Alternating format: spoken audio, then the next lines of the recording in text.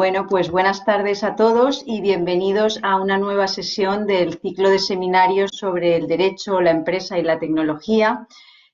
Como saben, estos seminarios se enmarcan dentro del Centro de Innovación Jurídica, creado el año pasado en nuestra universidad, fruto del acuerdo con el despacho de abogados Écija, con el objetivo precisamente de tender puentes entre la universidad y el ámbito profesional.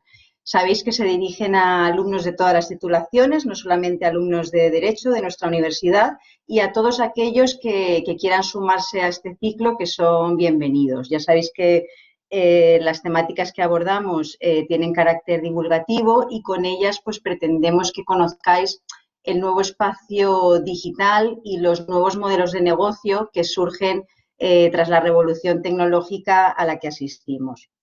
Bien, en la sesión de hoy conoceremos el funcionamiento del blockchain y los casos de uso.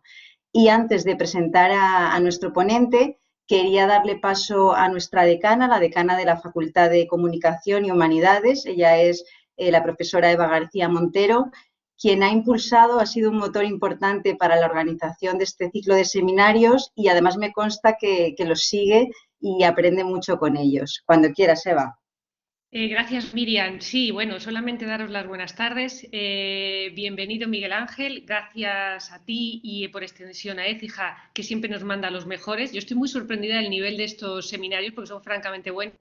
Y como no controlo mucho el blockchain, yo os envidio profundamente a los tecnológicos porque es que a mí me cuesta mucho seguir este ritmo. Cuando aprendo algo, en medio año ya no sirve para nada y he salido una cosa nueva y me lo tengo que volver a estudiar. Entonces, como no sabía mucho de blockchain, digo, voy a cotillear por lo menos el perfil de Miguel Ángel para poder decir algo. Y me he quedado un poco asustada porque Miguel Ángel dice en su perfil de LinkedIn que empezó con 6 años. Entonces, nos da una idea del nivel del ponente. Empezó programando con 6 años y bueno, pues ha trabajado, como veo aquí, seguramente no pueda yo hablar mucho de esto porque veo que ha trabajado sobre todo para seguridad nacional, etcétera, etcétera. Y bueno, pues esto me ayuda a poner en contexto que los ponentes que tenemos son de un nivel y de un prestigio extraordinario. Y poco más. Bienvenido, Miguel Ángel. Muchas gracias por estar aquí. Y gracias, Miriam, por la convocatoria de estos seminarios mensuales que nos vienen a todos también. Muy bien, Eva, muchas gracias. Bueno, como sabéis, la dinámica que seguiremos es la habitual.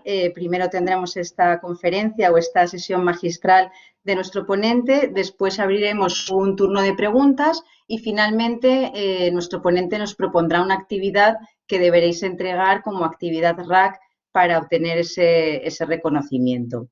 Bueno, pues sin más preámbulos, presentaros a Miguel Ángel Romero. Como decía Eva, bueno, pues es muy precoz, él es experto en digitalización y ciberseguridad, cuenta con una amplia experiencia en seguridad informática, desempeñando diferentes cargos como analista técnico en Sanitas y director de sistemas y seguridad en el despacho de abogados Écija. Tras su experiencia en el Ejército del Aire, en el área de ciberseguridad, en la actualidad es el CEO de Minery Report, que es una empresa que ofrece servicios personalizados de programación y blockchain. Así que adelante, Miguel Ángel, cuando quieras.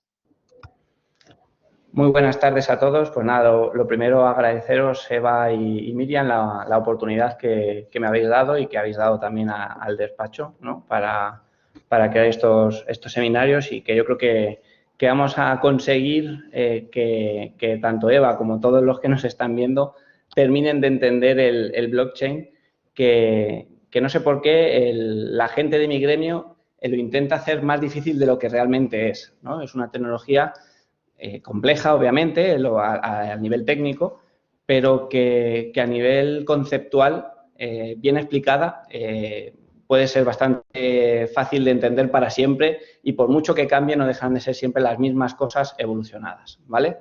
Voy a compartir la pantalla, un segundito. Muy bien.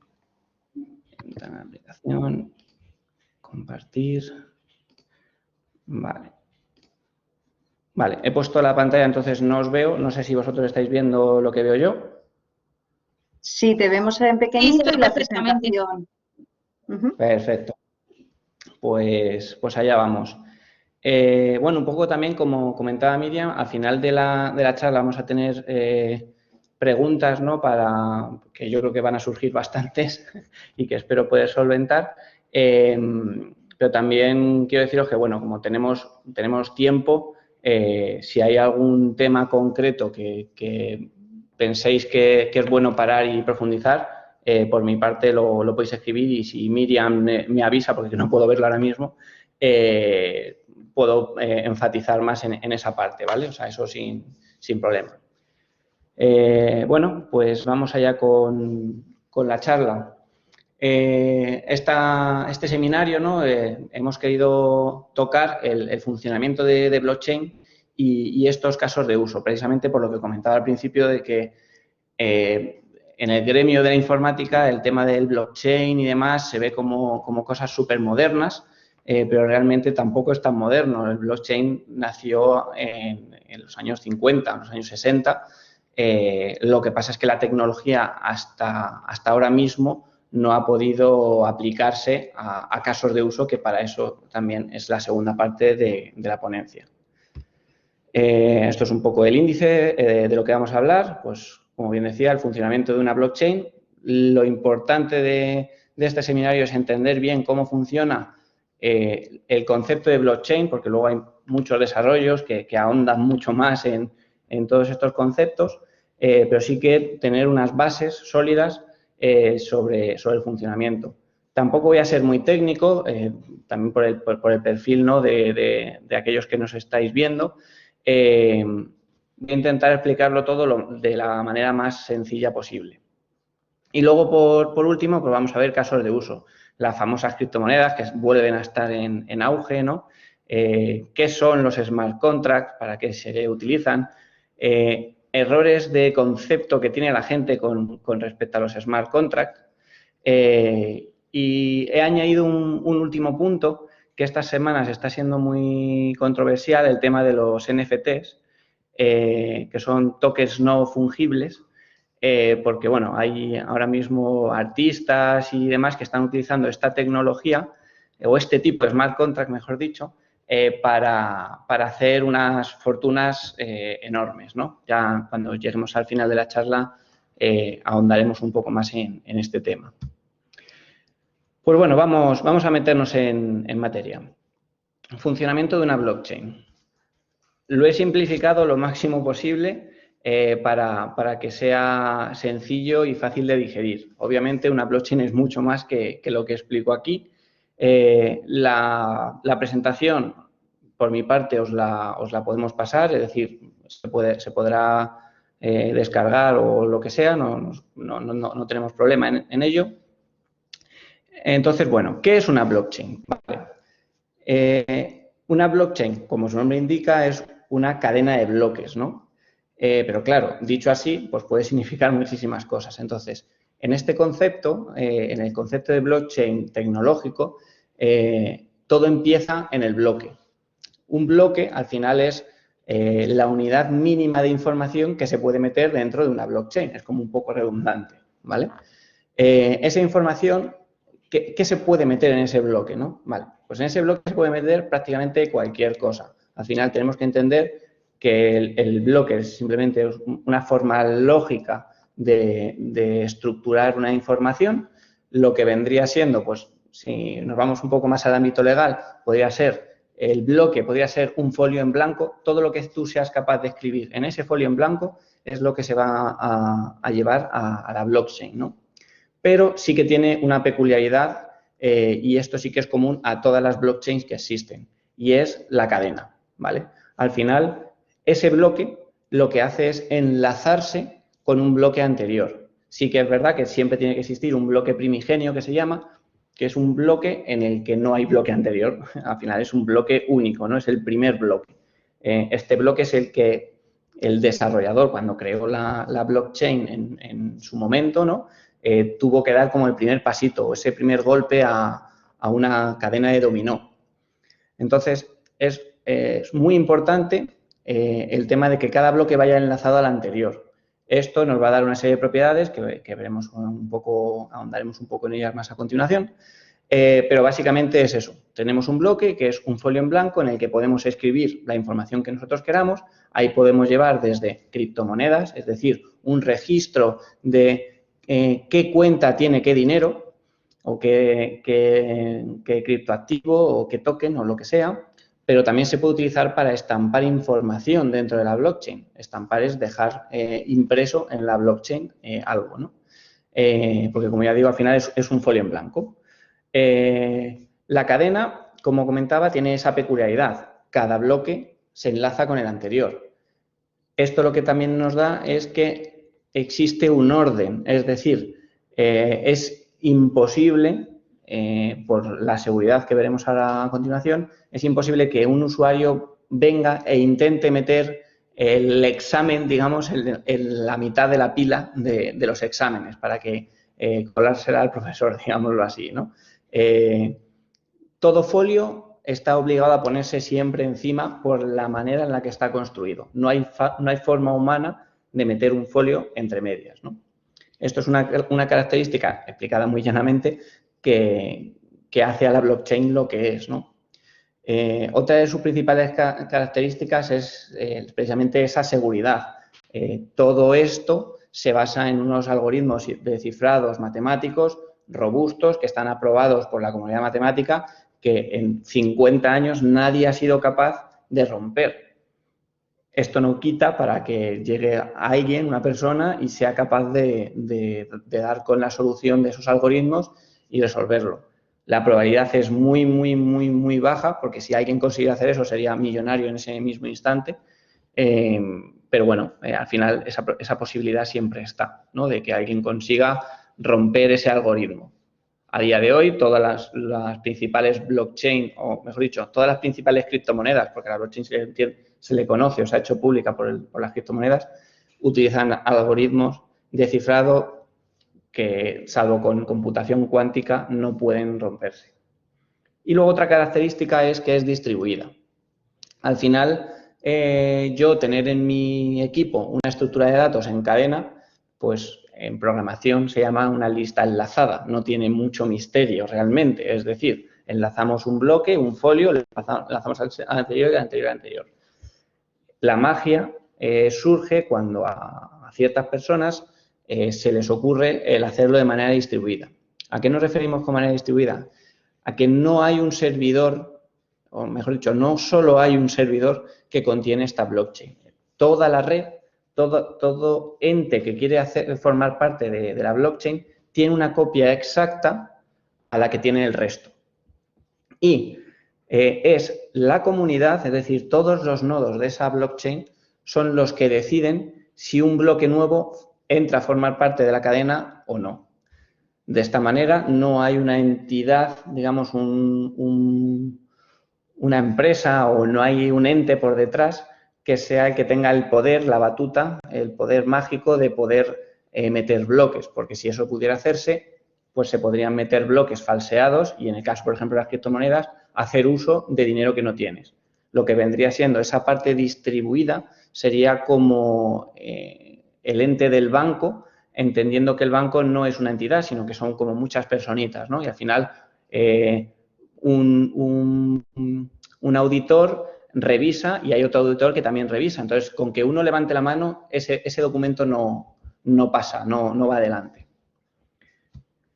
Pues bueno, características de una blockchain. Bueno, características hay muchas. Nosotros hemos querido destacar sobre todo 3. El tema de la seguridad, lo que está explicando este protocolo de consenso, que un poco más adelante ahondaré un poco en los que hay, en los que existen, en cómo funcionan y por dónde van un poco los tiros. Pero básicamente toda la blockchain, las criptomonedas, los smart contracts y demás, se basan principalmente en esta seguridad. Y es que hace falta tener el 51% de la participación de esos nodos, del control de esos nodos, mejor dicho, para manipular una blockchain. Como eso a día de hoy no es posible, no hay nadie que pueda tener el 51%, porque siempre habría otra persona que tuviera uno y ya se descompensaría, por ahí evitamos que se corrompa esa blockchain. Otra característica muy importante que tiene es la trazabilidad. Como comentaba hace un minuto, la blockchain se compone de bloques enlazados al bloque anterior. De esta manera, existe un orden cronológico de todos los acontecimientos dentro de esa blockchain. Por lo tanto, yéndonos al tema de las criptomonedas, hay que separarlo muy bien de la blockchain, pero que al final es lo que la gente suele asociar, ¿vale?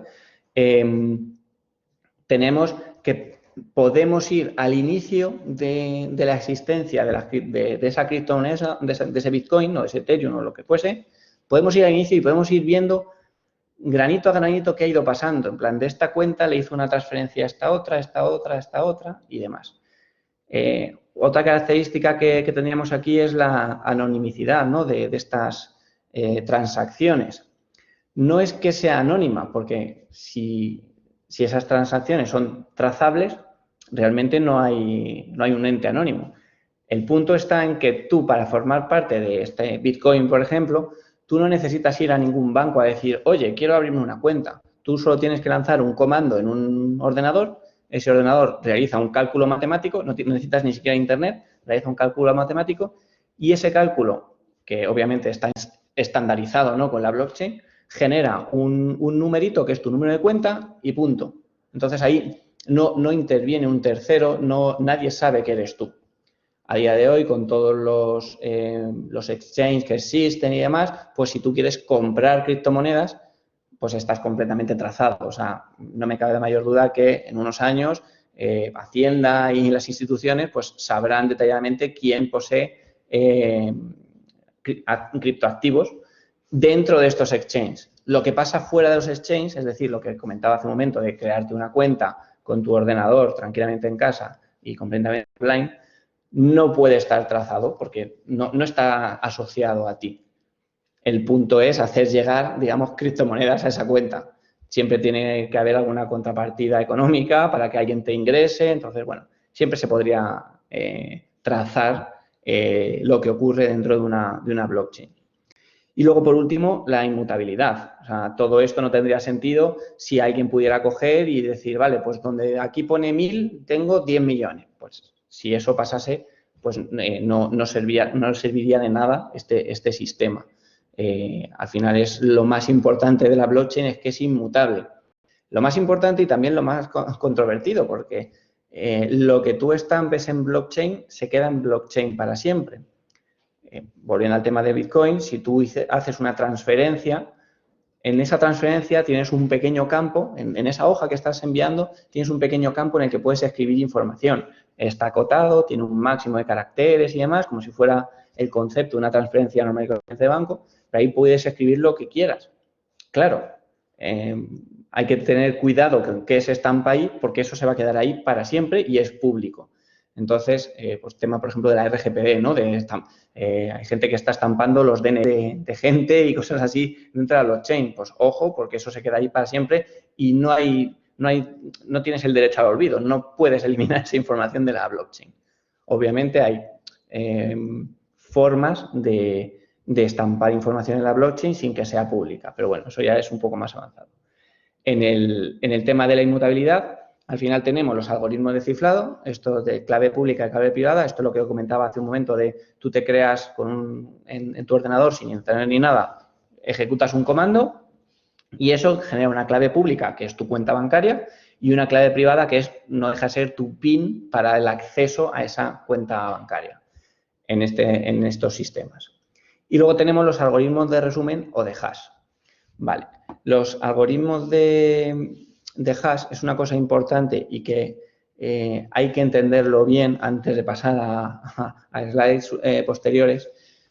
No deja de ser un algoritmo, ¿no? Un proceso que se hace a una pieza de información, entendiendo que en informática información es cualquier cosa, todo lo que pueda estar en un ordenador es información. Es un proceso que se realiza y que siempre que se realice a la misma pieza de información, siempre va a devolver un resultado exactamente igual. Algoritmos de cifrado hay muchos, ¿vale? Pues es muy famoso, por ejemplo, el MD5, aunque ya esté descatalogado, digamos, porque es fácil de romper. y el más utilizado a día de hoy, por ejemplo, podría ser el SHA-512.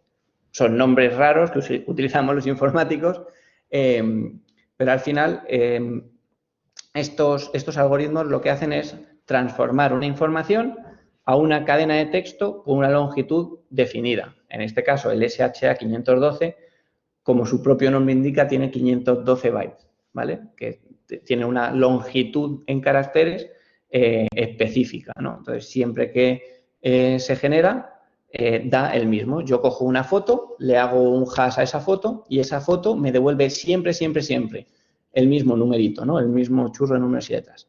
Si cambio un solo bit, no un byte, un solo bit, es decir, un 1 o un 0 de esa foto, que a lo mejor la foto se puede seguir viendo exactamente igual, pues solo con que cambie un solo 1 o 0, el hash es completamente distinto. No se parece en nada y demás.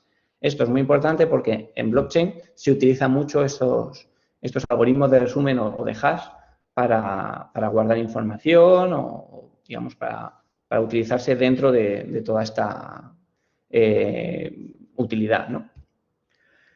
Tipos de blockchain. Bueno, pues tenemos blockchain públicas y blockchain privadas. Tampoco venimos a decir aquí nada fuera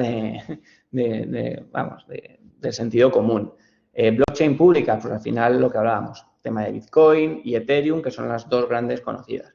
Pero luego existen blockchain privadas que pueden realizarse entre corporaciones, entre universidades o entre cualquier dos entes que les apetezca crear una blockchain. Al final no deja de ser un consenso, es decir, nosotros aceptamos que vamos a hacer esto de esta manera y ya está. Para formar parte de uno de los nodos de esta blockchain, pues en las públicas no hace falta nada, te descargas el programa, le das un botón y lo dejas semanas corriendo para que se sincronice y listo. En el caso de las privadas, pues para obtener ese código para ejecutar, pues tiene un pequeño proceso en el que tienes que solicitar el acceso a esa blockchain y normalmente es prácticamente imposible formar parte de ellas. Vale. Protocolos de consenso. Esto es lo que hablábamos antes y aquí quiero intentar explayarme un poco, sin irme de tiempo, pero dejarlo claro porque también hay mucha controversia en este sentido por el tema de los mineros y demás. Salen muchas noticias en medios de comunicación y demás. A día de hoy existen dos grandes protocolos de consenso. Tenemos el Proof of Work y el Proof of Stake. Eso no significa que no haya otros. O sea, existen muchos otros que no son tan conocidos y que no están tan extendidos. Realmente, a día de hoy, el 99% de las blockchains suelen ser Proof of Work, ¿vale? No son Proof of Stake. Diferencias entre uno y otro, ¿no? Vale. En las blockchain de Proof of Work o de prueba de trabajo se basan sobre todo en la robustez de esa blockchain, se basa en que digamos, la fortaleza de la misma es el poder de cómputo que tenga la propia red de Ethereum, es decir, o de Bitcoin o de la blockchain que sea. Es decir, tenemos varios nodos que, como hemos dicho antes, los nodos son los entes que guardan esa información, es decir, que tienen toda la blockchain entera desde el inicio hasta el fin, todos los pasitos que se han dado los tienen, y luego tenemos los famosos mineros, ¿vale? Un minero no deja de ser una persona que tiene un ordenador, que ejecuta un programa, ese programa se pone a hacer cálculos matemáticos, una vez que encuentra una llave, se lo dice a un nodo, ese nodo comprueba, si está todo ok, el nodo le da una recompensa al minero, ¿vale? Esto, dicho así, puede ser un poco lioso, pero realmente para darle una capa extra de seguridad a la blockchain, en este caso a las criptomonedas, lo que se utiliza es que se van cogiendo transacciones y se van metiendo en un paquete. Yo me imagino que todos vosotros habéis oído hablar del WinRAR o del zip, ¿no? De estos paquetes que son comprimidos, ¿no? Que luego tú le das a abrir y salen un montón de archivos dentro. Vale, pues al final, cada vez que alguien quiere hacer una transacción, yo quiero enviarle dinero a mi mujer o alguien quiere enviar dinero a su amigo o compra una pizza, como fue muy famoso o lo que sea, estas transacciones se van agrupando en paquetes, no se verifica una a una, sino la red sería muy lenta. Entonces, una vez que se tiene un paquete de un determinado peso, ¿vale? Ese paquete se cifra con una llave aleatoria, no es todo tan así, pero para que lo entendamos, se cifra con una llave aleatoria y es el minero el que tiene que poner su ordenador a buscar y lo que hace es, vale, ¿la clave para descifrar este archivo zip es la A? No. ¿Es la B? No. ¿Es la C? No. Así hasta que encuentra la clave, ¿vale? Vuelvo a repetir, está un poco simplificado hasta lo absurdo, porque obviamente no es exactamente así, pero para que todos lo entendamos, el funcionamiento es ese. Va probando, es esta, hasta que la encuentra. Obviamente no se sigue un orden, porque si siguiera un orden todos estarían probando a la vez si es la A o si es la B o si es la C. Al final el minero lo que va probando son claves aleatorias hasta que da con la que es. Entonces, dentro del mundo hay alguien que da con la contraseña de ese ficherito, ¿no? de ese paquete comprimido con todas las transacciones y dice, oye, que yo lo he encontrado, que la contraseña para abrir esto es 1, 2, 3, 4. Eso se lo envía al nodo y el nodo lo que hace es comprobarlo. Mira que efectivamente con esa contraseña se puede desbloquear ese bloque y comprueba que las transacciones que hay dentro de ese son correctas. Es decir, que nadie está intentando enviar más dinero del que tiene y cosas así, o que nadie está intentando robar dinero de otra cuenta o lo que fuera, ¿no?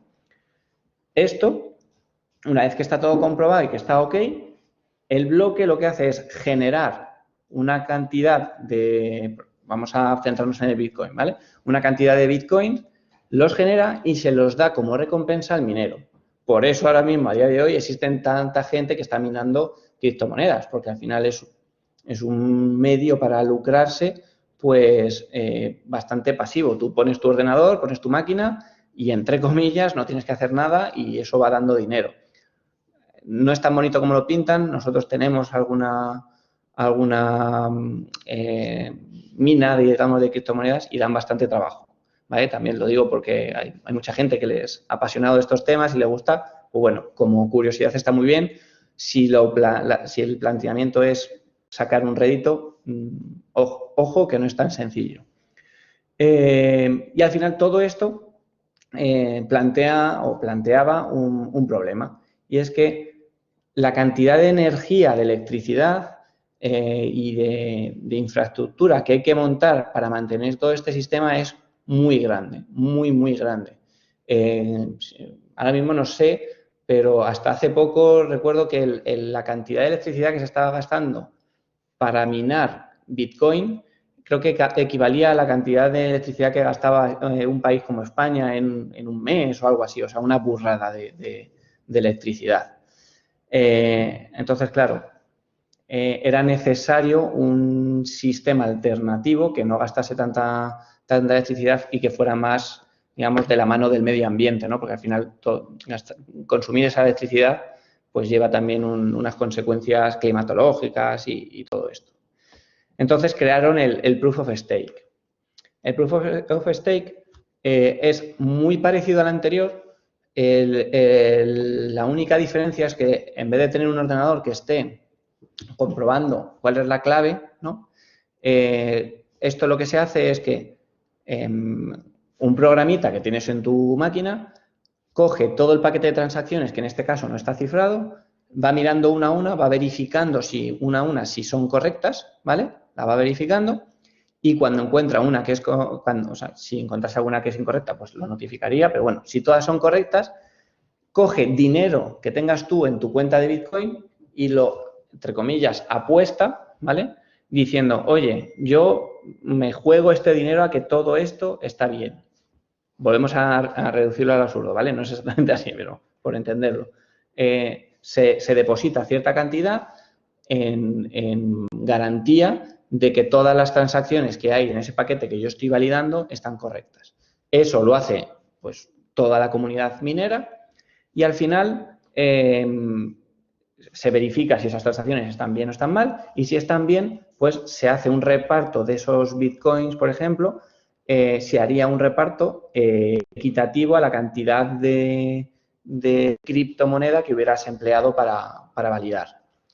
¿Esto qué trae consigo? Un problema. El problema es que si un minero tuviese el 51% de la participación, es decir, de las criptomonedas de una red, podría generar bloques, podría autovalidarse bloques él mismo, porque, digamos, el 51% está diciendo que está ok, que sería él mismo, entonces podría gastar criptomonedas que no existiesen, ¿vale? Entonces, la comunidad está desarrollando medidas para que esto no ocurra y demás, y por eso todavía no hemos visto ninguna gran blockchain utilizando este protocolo, porque no es muy seguro, porque al final la gente se está jugando un dinero, pero por contrapartida pasa esto. Porque pues ahora mismo hay fortunas muy grandes dentro del mundo y si Ethereum son, por ejemplo, la totalidad de los Ethereum son, yo qué sé, 50.000 millones de dólares, pues podría haber alguien, Bill Gates o Elon Musk o cualquiera que comprase la mitad, por poner un ejemplo, y pudiera hacer este tipo de cosas. Entonces, el Proof of Stake todavía tardaremos en verlo instaurado en las blockchains. Pero lo importante es quedarnos con estos dos conceptos. El Proof of Work, al final no dejan de ser ordenadores muy potentes, con tarjetas gráficas o máquinas concebidas exclusivamente para hacer esto, que están buscando una contraseña para descifrar un paquete de transacciones. Y en el Proof of Work es yo apuesto mi dinero, mis criptoactivos en que todas estas transacciones están bien. Más o menos esos serían los dos protocolos predominantes.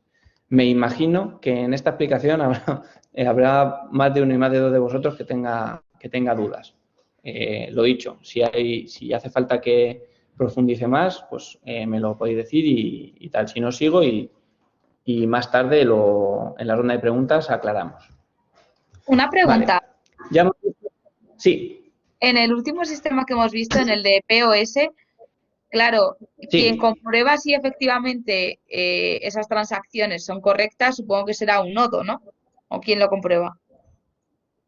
Claro, o sea, tenemos nuestra propia máquina, ¿vale? Cuando se ejecuta, ya tiene un programa que por defecto lo que va a hacer es comprobar que todo esté ok. No tiene sentido que te programes para falsear algo. El problema viene cuando alguien modifica ese programa para aposta decir que una transacción suya, por ejemplo, está bien, ¿vale? Es donde podría venir el problema, porque ese programa no deja de ejecutarse en el ordenador de una persona y se puede modificar.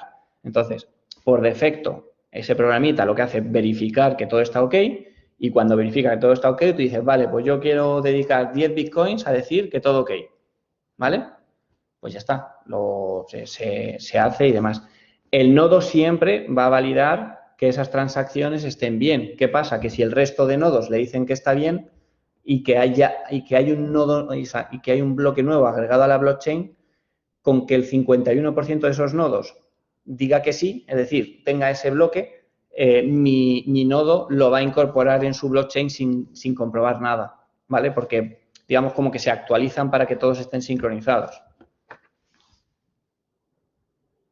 ¿Vale? No sé si has resuelto tu pregunta. Y ahí con el problema del nodo del 51% es donde aparece lo que has dicho de que a lo mejor una gran fortuna se mete en esta movida y hacen fraudes y tal, ¿no? Eso es.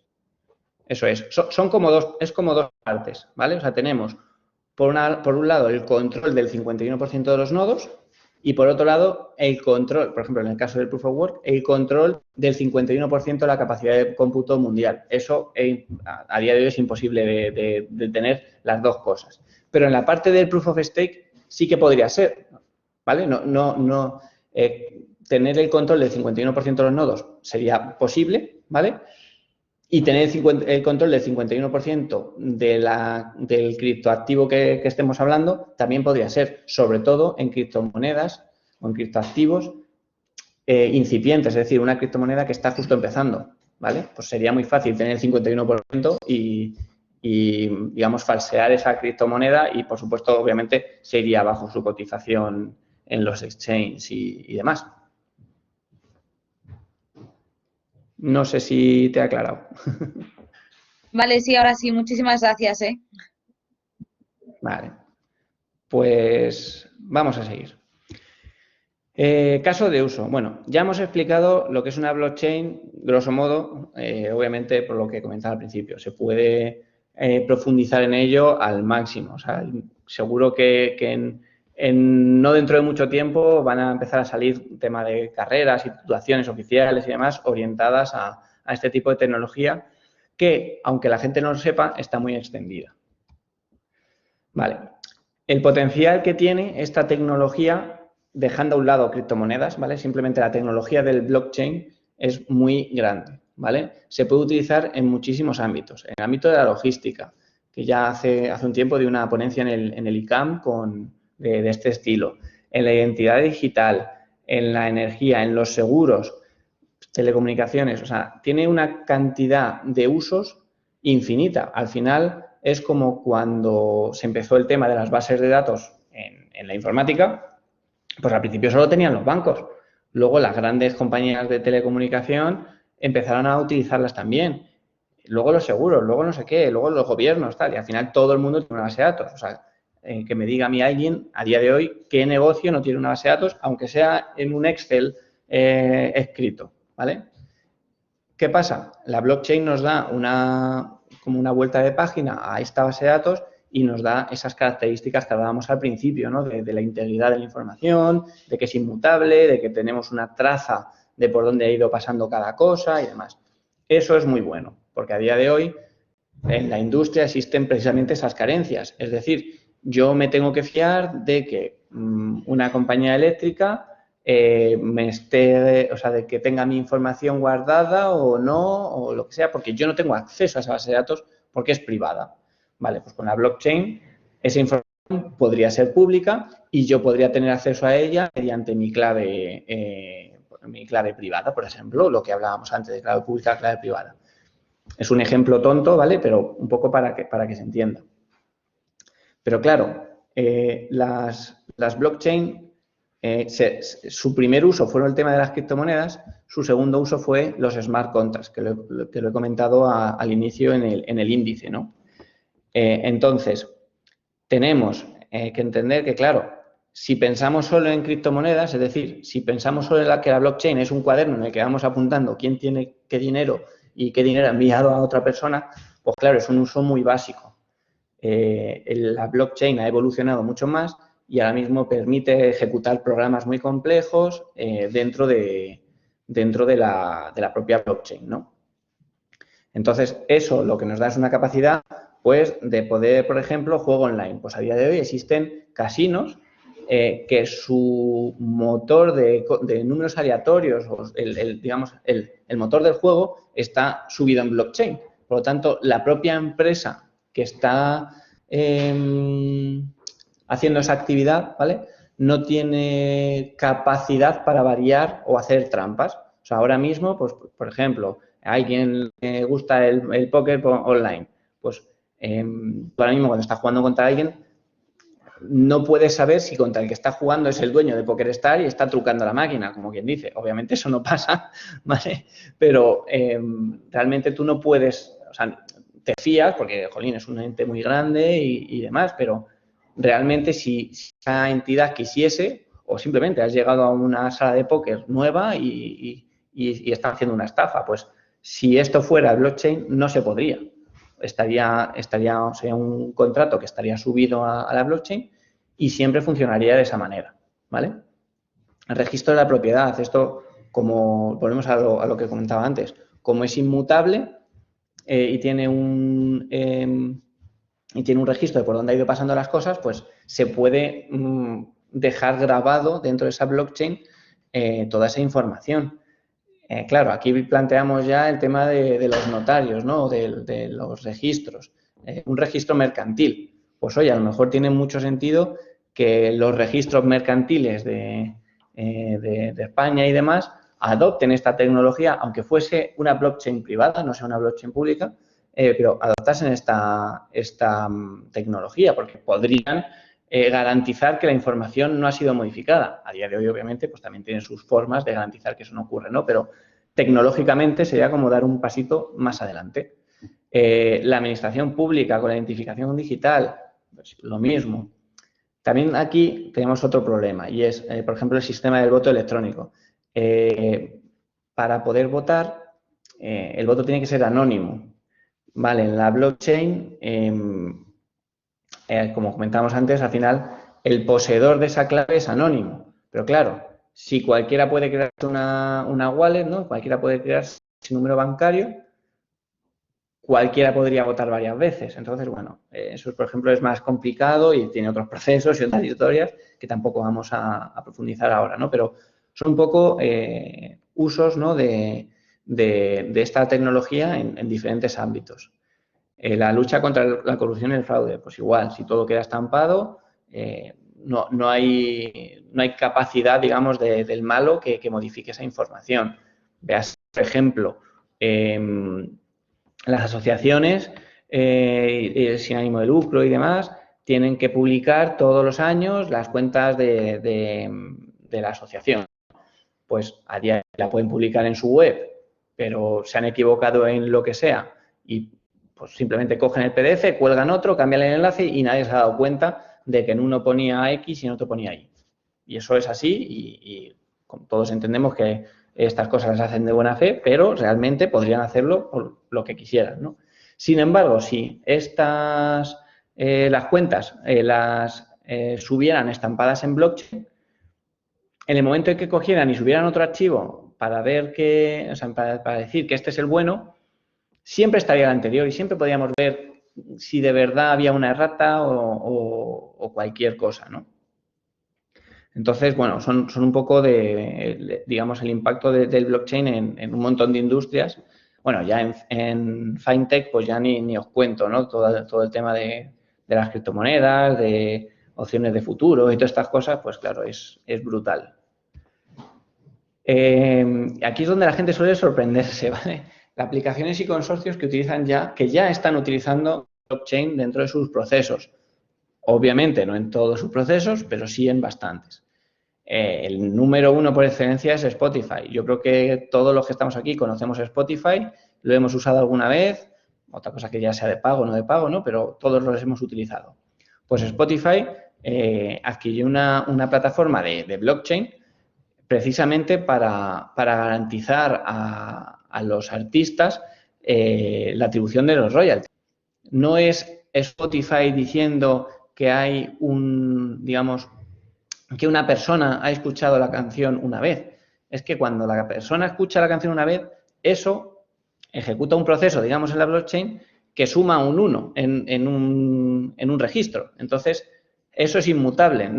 Spotify no puede decir, bueno, esta canción la ha escuchado 10.000 millones de personas y me sale un dineral que no puedo pagar, pues voy a decir que la ha escuchado menos gente. No puede hacerlo porque está en una blockchain que no tiene control sobre ella. O sea, tiene el control de consultarla y, digamos, y hacer los pagos que corresponda a cada uno, pero no tiene el control de ese funcionamiento. Por ejemplo, en el tema de los pagos, pues una criptomoneda muy famosa, digamos, que es Ripple, se está utilizando por el Banco Santander para el tema de transferencias internacionales muy rápidas. Hace ya unos años, pero hubo una catástrofe natural en América Latina y las primeras ayudas internacionales que llegaron fueron a través de una criptomoneda, fueron a través de Ethereum, porque una transferencia bancaria un sábado va a llegar el lunes, o sea, con suerte. Entonces, pues en estos temas es muchísimo más rápido realizar este tipo de transacciones por criptomoneda. El tema que tenemos con las criptomonedas es el valor, ¿no? Que fluctúa muchísimo, entonces desde que tú lo compras, que la otra persona lo convierte en fiat, pues puede variar ese valor. Propiedad intelectual, pues puedes tener un registro, como os hablaba antes en el registro mercantil, pues puedes tener un registro de derechos de autor, ¿vale? Pero completamente automatizado, subido en una blockchain, sin control de ninguna empresa.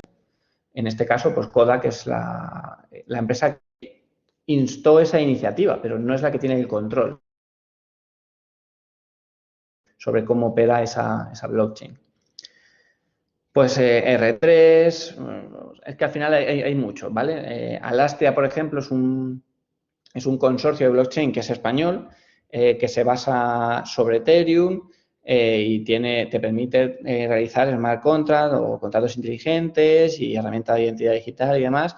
Y hay muchas grandes compañías metidas dentro de Alastria, ¿no? Porque al final, bueno, son intereses nacionales y es una iniciativa que es muy buena. Otra cosa es luego ya el uso que se le dé a esas herramientas que están haciendo. BBVA con Indra, el tema de los préstamos colaborativos, ¿no? De solicitar un préstamo que no sea BBVA el que te lo deje, sino que sean varias personas las que pongan ese dinero. Es un poco aplicaciones que la gente, pues bueno, tú dices blockchain y la gente pues piensa en algo mucho más como en las películas, ¿no? Números cayendo así o criptomonedas y demás, pero nada más lejos de la realidad. Las criptomonedas es simplemente un uso, ¿no? Es como si hubiéramos limitado el uso de las libretas a apuntar lo que hablábamos antes, ¿no? La contabilidad de una empresa. Pues no, en una libreta puedo hacer un dibujo si quiero. O sea, es un poco eso. Vamos a hablar un poco de criptomonedas. A ver cómo vamos de tiempo. Vale, vamos bien. Vale, al final todo el mundo de las blockchain ha pegado una explosión por las criptomonedas. O sea, las criptomonedas es, pues, sobre todo en el 2017, 2018, cuando Bitcoin alcanzó $16.000, me parece que era, pues claro, la gente se volvió loca. En plan, pero bueno, tal. Yo conozco Bitcoin desde que valía 70 céntimos. Imaginaos si hubiera metido, yo no sé, 1.000 euros en ese momento a Bitcoin. Bueno, pues ya os digo que ni de lejos, o sea, yo imaginaba que subiría y demás, pero ni de lejos en ese momento yo me podía imaginar que iba a llegar a valer lo que está valiendo ahora mismo, que son $55.000, y ha llegado a valer $60.000. Cualquiera que os comente, ¿no? De, bueno, yo es que conocía Bitcoin cuando valía 4 duros y tal, y podía haber metido y tal. Al final, si hubiera metido, imaginemos, 1.000 euros, en el momento en el que Bitcoin valiese 1.000 euros, ¿sabes? $1.000, yo creo que cualquiera de nosotros habría sacado ese dinero de ahí. Nos habría dicho, hostia, esto ha subido muchísimo, cojo el dinero y me voy. O sea, habría que tener mucha sangre fría, creo yo, para decir, bueno, esto puede llegar a subir a 60.000, por ejemplo, ¿no? Entonces, bueno, es un poco curioso. Entonces, lo que comentaba, este boom de las criptomonedas lo que hizo fue impulsar la tecnología que venía por detrás, esa libreta que es el blockchain. Al final, las criptomonedas las he querido aquí agrupar un poco en estos tres, digamos, por los tipos de token, ¿no? Al final, tener en cuenta que una criptomoneda no deja de ser, lo que hablábamos al principio, un numerito apuntado, ¿vale? En Bitcoin, por ejemplo, existen solo 21 millones de Bitcoins. Se estima que en el año 2140 se repartirá el último Bitcoin y ya no habrá más. Por lo tanto, imaginaos cuánto puede llegar a valer en ese año, ¿no? Un Bitcoin, si es que no ha explotado o no se ha conseguido romper el algoritmo de cifrado que se utiliza para cifrar las transacciones. Porque, claro, en el momento en que ese algoritmo se rompa o se vulnere, la red, su valor es cero, por lo que hemos hablado anteriormente, ¿no? Entonces, al final tienes los tokens de pago, que no deja de ser una moneda y es pues como el dinero fiat. Pues tú tienes un Bitcoin, pues yo te quiero comprar un producto o un servicio, te lo envío a tu cuenta y tú realizas el producto y el servicio. ¿Problema? Pues claro, que yo te envío ese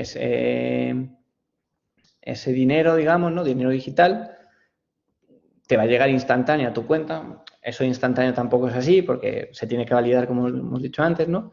Pero bueno, casi instantáneo o en comparación a la banca tradicional, instantáneamente, te va a llegar ese dinero a tu cuenta.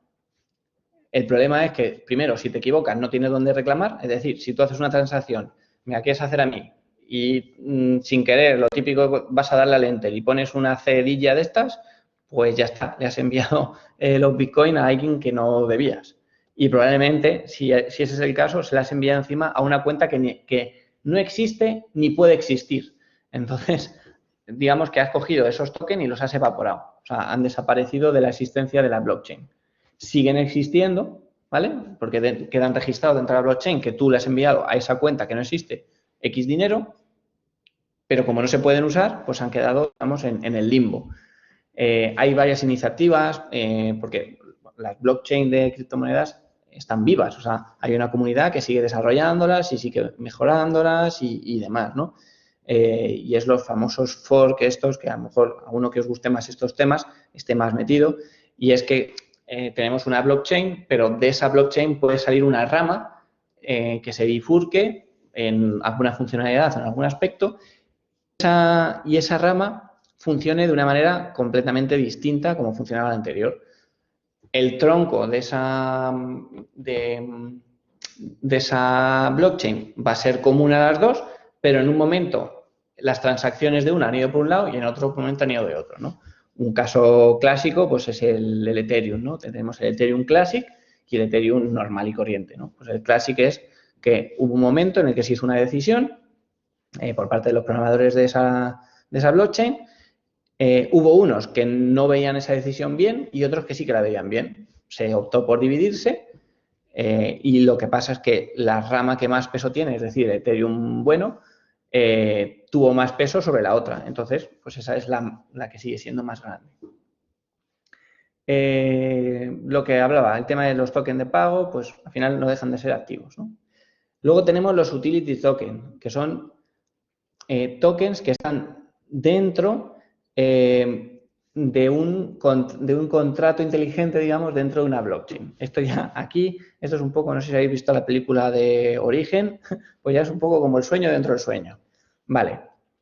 Hay que entender cómo funcionan los smart contracts, que si no recuerdo mal, sí, vale, es en la siguiente lo explico y de hecho está organizado así precisamente por eso, para ir planteando estas cuestiones e ir resolviéndolas increciendo. Al final, existen blockchains que permiten generarse blockchains dentro de su blockchain. Es un poco redundante, ¿vale?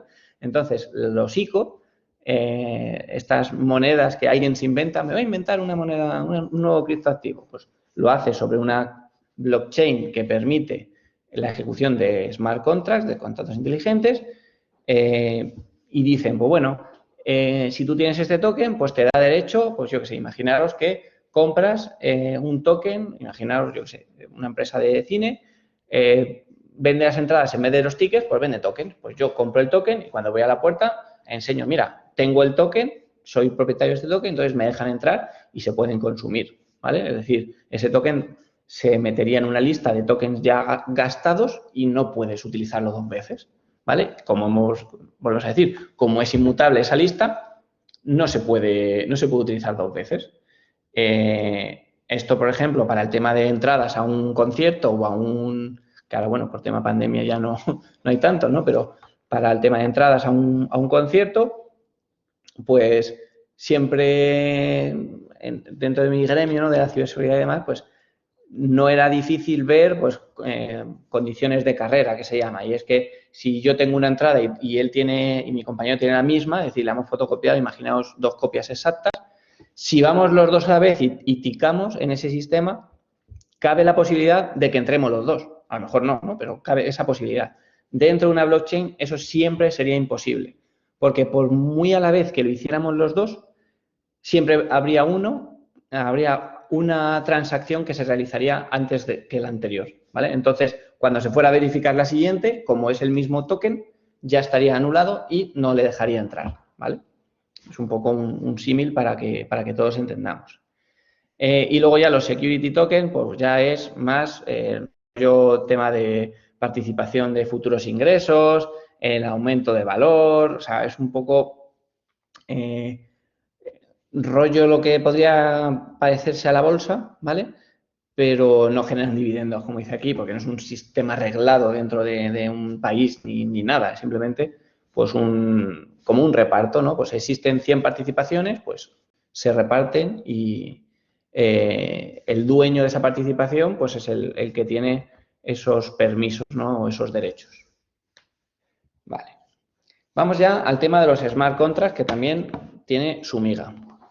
A ver el tiempo. Vale, bien, vamos bien. Los smart contracts. ¿Por qué los he dejado aquí, digamos, justo después de hablar de las criptomonedas? Precisamente por lo que comentaba antes. Al final, se tiende mucho, ¿vale?, a pensar en los smart contracts como un contrato. Contrato en el sentido más estricto de la palabra, ¿no?, de más legal, ¿no?, como un documento con objeto, consentimiento y causa o algo así, me parece que era. Vale, esto es un poco como un símil que intentan hacer para traerlo más a la gente del día a día. Pero, desde mi punto de vista, creo que eso lleva más confusiones de lo que solventa, ¿no? Realmente un smart contract es un programa, ¿vale? Es un programa que se va a guardar dentro de una blockchain. El punto importante es que recordemos que las blockchains son inmutables. Al ser inmutables, ese programa, una vez que esté subido, no se puede cambiar. Vale, ¿por qué lo llamamos smart contract? Vale, porque si yo cojo un programa y como pongo aquí en la diapositiva, si yo creo un programa, una empresa de trenes, ¿no?, compra hace un smart contract en el que dice, oye, ahora cuando compréis vuestros billetes, en caso de que se retrase X minutos, tenemos como un programa automático que te devuelve dinero automáticamente. Vale, pues eso es un programa que se puede dejar metido dentro de la blockchain parametrizado para que cuando ocurra ese supuesto, automáticamente libere ese dinero. Vale, pero eso no significa que sea un contrato como tal, es simplemente un programa informático. Y es muy importante entenderlo así, porque claro, entenderlo como un contrato inteligente, ¿no?, como una especie de papel que tú has firmado y demás, creo que puede llegar a confusiones, ¿no? Por eso ponemos lo del código software versus lenguaje humano. Al final, tú le estás diciendo en el programa, al fin, tiene unos pasos, ¿no?, y como una especie de receta, que lo que intenta es pasar al código máquina lo que estamos hablando, ¿no? Pues al final es lo que hablábamos. Oye, vamos a hacer lo del billete. Esto se usa mucho en el sector financiero, ¿vale? Pues el tema de pues los contratos swap, transferencias online más rápidas y todo este tema. El punto principal viene en lo siguiente, y es que un smart contract solo vive dentro de una blockchain. Aquí os dejo que ahora cuando termine la explicación me preguntéis porque probablemente también haya dudas, ¿vale? Un smart contract solo vive dentro de la blockchain en la que está, digamos, instalado, ¿no?, por así decirlo. ¿Qué quiere decir esto? El smart contract no es capaz de hacer peticiones, ¿vale?, fuera de esa blockchain. Es decir, su ámbito es solo la blockchain, es decir, la información que está dentro, las transacciones que hay dentro o unas variables que tenga, lo que sea, pero todo tiene que estar en la blockchain. Esto nos da el siguiente problema. Si quisiéramos hacer ese programa que hemos hablado antes, de si compras un billete de tren y se retrasa X minutos, que te devuelvan el dinero automáticamente. Vale. Para que eso pueda suceder, tiene que haber algo que ingeste a la blockchain la hora a la que ha salido el tren, la hora a la que se esperaba que llegase el tren y la hora a la que ha llegado. Esa información es la que utilizaría el programita para comparar esos tres valores y determinar si te tienen que pagar o no te tienen que pagar.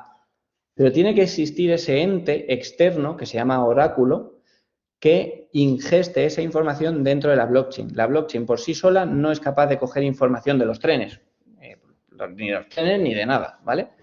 Entonces, súper importante, se puede autoejecutar, ¿vale? O sea, está continuamente ejecutándose, de hecho, en la blockchain y lo que está esperando precisamente es esa ingesta de datos por parte de oráculos. Al final, esto no deja de ser dentro de ese programita o dentro de ese contrato, si lo queréis ver más, si vosotros lo veis de esa manera más fácil, que hay una cláusula en la que dice, vale, la información de las horas de salida, hora estimada de llegada y llegada real de los trenes, nos la va a proporcionar este tercero y este tercero. Por ejemplo, tres empresas que no tengan intereses ni por parte del cliente ni por parte del proveedor, ¿no?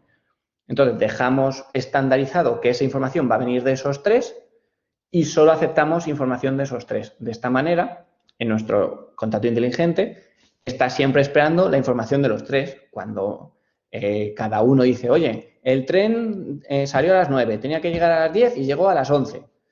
Si el segundo dice lo mismo y el tercero dice lo mismo, pues, oye, inequívocamente esto es así y se realiza el pago. Si hay alguno que difiere, pues ya habría que ver y demás, también como esté programado, digamos, ese contrato inteligente que se puede programar al gusto del consumidor realmente. Pero también existe, por contrapartida, un problema y es lo mismo. Ese contrato solo tiene poder de acción dentro de una blockchain. Es decir, si yo quisiera realizar el ejemplo que hemos dicho, es que es un ejemplo muy bueno. Si yo quisiera realizar este ejemplo, necesitaría esos oráculos, ¿vale? Para ingestar esa información, pero aparte, claro, o sea, a mí no me sirve, a mí como usuario del tren, no me sirve que la empresa de trenes me pague en una moneda, una criptomoneda, que tú a saber qué es o qué no es, ¿no? Al final yo quiero que me pague en euros.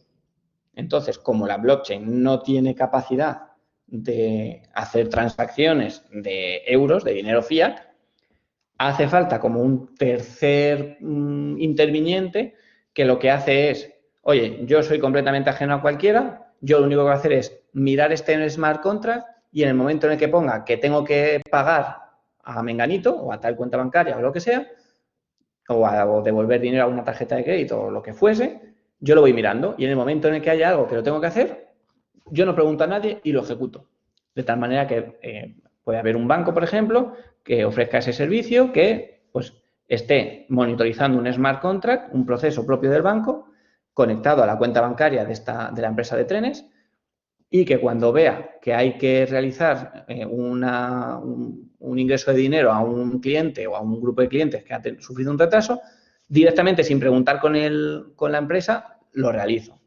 ¿Qué pasa? Que, claro, tenemos que ponernos de acuerdo los 4 entes, ¿no? O sea, cliente, proveedor, el oráculo y digamos, el otro oráculo, ¿no? El que va a realizar la acción fuera de la blockchain, ¿no?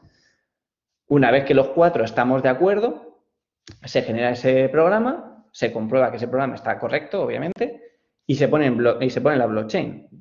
La empresa de trenes está aceptando al banco que todo lo que ponga en ese contrato va a misa. O sea, es decir, si en ese contrato pone que hay que hacer un ingreso de 100 millones de euros a mi cuenta, lo tiene que hacer, ¿vale? ¿Qué pasa? Al ser un smart contract y estar todo tan contenido y demás, yo no puedo variarlo, no puedo hackearlo, digamos, para que ahí ponga 100 millones. Me tendrá que abonar pues lo que tenga que ser, ¿no? Yo no puedo modificar ese comportamiento. También por eso es muy importante realizar auditorías a los smart contracts que se vayan a hacer. Un segundo. Vale. A los smart contracts que se vayan a hacer. Hace no mucho hubo una empresa, creo que fue británica, que contrató a otra empresa para que le realizara un smart contract de una ICO. Vendieron estas criptomonedas, creo que fue por valor de 500.000 euros, y cuando hicieron el cambio de Ethereum a la criptomoneda nueva, se equivocaron en la cuenta a la que mandaron toda esa cantidad de Ethereum. Entonces, claro, la gente que pagó en fiat me pagó a mí, ¿vale? Yo cojo, me voy a un exchange, compro 500.000 euros en Ethereum, que serán no sé cuántos, y yo esos Ethereum los meto en mi smart contract para que se conviertan en mi ICO. Vale, pues cuando yo hice eso, ¿vale? No es que lo haya hecho yo, sino haciendo el hipotético, ¿no? Cuando ese actor hizo eso, se equivocó en la cuenta y perdió esos 500.000 euros. Hay juicios y demás todavía intentando determinar de quién ha sido esa culpa, ¿no? De si del programador que hizo el smart contract porque lo puso mal, si de la empresa que lo ejecutó, si de la empresa que vendió. O sea, hay que tener también mucho cuidado porque al final todo esto no deja de ser dinero y una vez que está subido en blockchain no hay forma de cambiarlo. Volvemos al principio, digamos, ¿no? de la ponencia. Esto es inmutable. Lo que subamos ahí se queda para siempre. Y nada, por último, se desarrollarán en el futuro plataformas unificadas integradas para la comunicación entre blockchains. Esto ya está ocurriendo, ¿vale? Ya existen blockchains que te permiten automáticamente, digamos, traspasar un Bitcoin a Ethereum automáticamente, por ejemplo. Hasta ahora mismo lo que se estaba haciendo es a través de exchange, pues tú podías hacer eso, ¿no? Pero ya existen blockchains propiamente hechas que te permiten hacer eso. Que tú lo configuras para que si llega un Bitcoin, por ejemplo, a esta cuenta, le hagas una transferencia equitativa en Ethereum a esta otra. ¿Y a qué valor? Pues al valor que el oráculo le haya dicho al smart contract que tiene que hacer ese cambio, ¿vale? Importante quedarnos con esos puntos de los oráculos y de estas APIs externas o conexiones que no les han dado todavía un nombre, pero bueno, es como el oráculo de entrada y el oráculo de salida, ¿no? Para realizar estas acciones fuera de la blockchain. Recordemos que la blockchain al final es como un conjunto cerrado y de ahí un smart contract no puede salir. Un smart contract no puede hacer una llamada a un banco, ¿vale? No es un programa, digamos, al uso. Entonces, no tiene esa capacidad de conexión fuera de la blockchain, sobre todo también por temas de seguridad. Y, bueno, ya estamos llegando casi al fin. Aquí os pongo un ejemplo, ¿no? Esto sería un bloque de un smart contract. Pues aquí preguntábamos, ¿no? ¿Esto es un contrato conforme al Código Civil? Pues, oye, pues sí, no. Aquí habría que ver, ¿no? Qué es y qué se está haciendo, ¿no? Exactamente en este bloque. Pero realmente a lo que me refería es precisamente eso, que decimos smart contracts como para facilitar la vida, pero claro, si se lo estás contando a alguien que está especificado, digamos, en derecho, ¿no? Que tiene su campo de derecho, pues claro, él lo va a asimilar a un contrato y no es tal cosa. Es muy parecido, tiene muchas similitudes, pero realmente no es así. Y vamos ya a esta parte de los tokens no fungibles, habiendo ya explicado el tema de qué es un token y demás. Bueno, no sé si había alguna pregunta del tema del smart contract. Lo mismo queréis parar y preguntar antes de que pase, si no continúo, que ya estamos a punto de llegar casi a la ronda de preguntas. ¿Alguna pregunta Pues sobre sí. los smart contracts?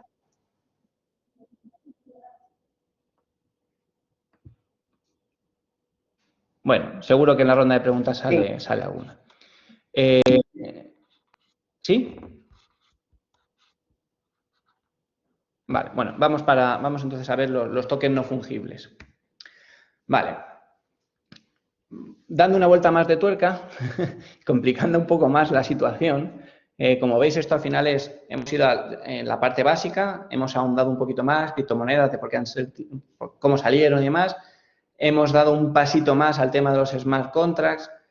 Podría haber explicado también cómo funcionan y tal, pero esto es más técnico y creo que podría descolgar a la gente. Y ahora nos vamos a la parte de los NFTs, ¿no? Los tokens no fungibles. Al final esto, como pongo aquí en esta diapositiva,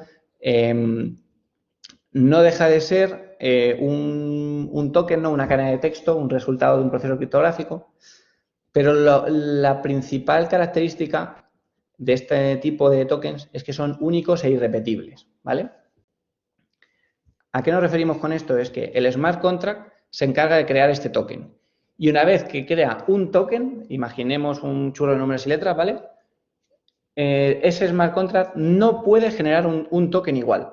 Puede generar otro, con otras características y demás, pero el mismo no puede, ¿vale? Es como una máxima que está programada dentro de ese smart contract y no le deja generar uno exactamente igual. Al final, esto se utiliza para representar objetos, ya sean digitales o objetos reales, a través de características únicas. Ahora veremos algún ejemplo. Y por último, están soportados en el smart contract, ¿no? Al final, esto no deja de ser un programa que tiene estas características muy concretas. ¿Por qué he querido meter el tema de los NFTs dentro de esta charla? Bueno, en las últimas semanas, también con el auge de las criptomonedas, que está otra vez volviendo y demás, ha salido este tipo de tokens que ya existía hace bastante,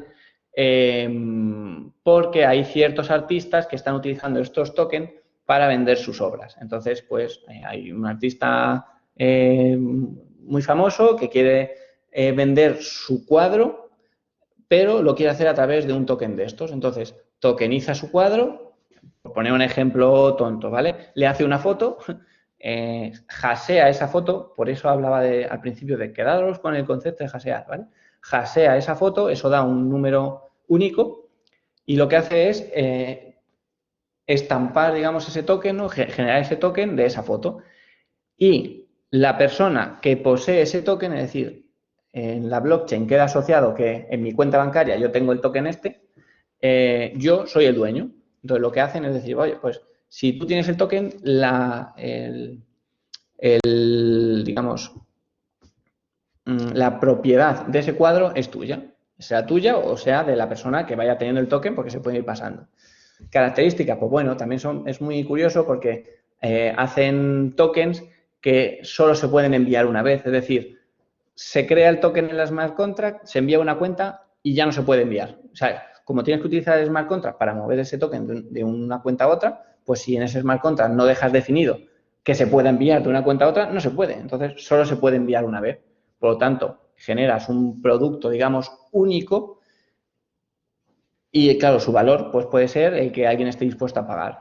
Bueno, pues en las últimas semanas ha habido compras de NFTs por valor de 70 millones de euros, 50 millones, 30 millones, creo que, y además locuras, ¿no? A lo mejor hay un NFT, un smart contract muy famoso de un NFT que son como si fueran dibujitos, ¿vale? En mapa de bits y poseer uno de esos, pues te cuesta X dinero y una vez que lo posees es tuyo ya para siempre. Pues digamos que quedaban muy pocos y ha ido incrementándose el valor y me parece que la última imagen de ese tipo creo que se ha vendido por 2 millones de dólares, que es desde mi punto de vista una pasada, ¿no? Para realmente lo que es, porque no estás comprando una entrada a un evento deportivo o a un concierto, simplemente eres el poseedor de eso. ¿Qué pasa? Están extrapolando eso al mundo real para ver quién es el poseedor de una obra de arte, por ejemplo. Y la última que han vendido, esta que comentaba, que eran 70 millones, lo que hicieron es que justo después de vender la obra y quedarse, digamos, registrada en la blockchain, quemaron la obra, de tal manera que ya la obra no existe, simplemente existe la representación de quién posee esa obra en blockchain. Es como ya es un rollo de estos mental complicado. Entonces, bueno, quería poner un ejemplo de cómo, pues algo llevado un poco más a tierra, aunque no deja de ser un ejemplo tonto, ¿vale? De NFT, ¿vale? Un ejemplo de NFT podría ser, como pongo aquí, vamos a tokenizar vehículos, ¿no? Pues cogemos mi Audi R8, cogemos las características, pues tiene una matrícula, tiene una marca, un modelo, un motor, todas las características que tenga, pero hasta las pastillas del número de serie de las pastillas de freno, ¿vale? Podría ser, ¿vale? Esto es llevado un poco también al absurdo, ¿no? Lo cogemos y generamos un smart contract que lo que haga es que con todas esas características nos genere un token y ese token se asigne a una persona, es decir, en este caso, a mí, ¿no? Hay que entender una cosa, mi coche es único, solo existe uno. ¿Cuántos R8s habrá en el mundo? Muchísimos, pero concretamente el mío es solo mío. Nadie más tiene ese coche en concreto. Puede haber tenido un dueño antes, un dueño después, pero en ese momento es mío. Entonces, es un poco para que nos acerquemos al concepto de NFT, ¿no? Entonces, ¿esto al final para qué sirve? Oye, pues si hiciéramos este proceso tokenizando la posición de coches a partir de sus características, ¿vale? No necesitaría pasar por la DGT para saber quién ha sido el dueño de un vehículo. Simplemente podría irme a la blockchain, consultarla a través de la aplicación que fuese, que consulte la blockchain, ¿no? Y ver quién ha poseído ese coche, cuándo ha hecho cambio de neumáticos, cuándo le ha cambiado el aceite. Se podría saber absolutamente todo de este bien.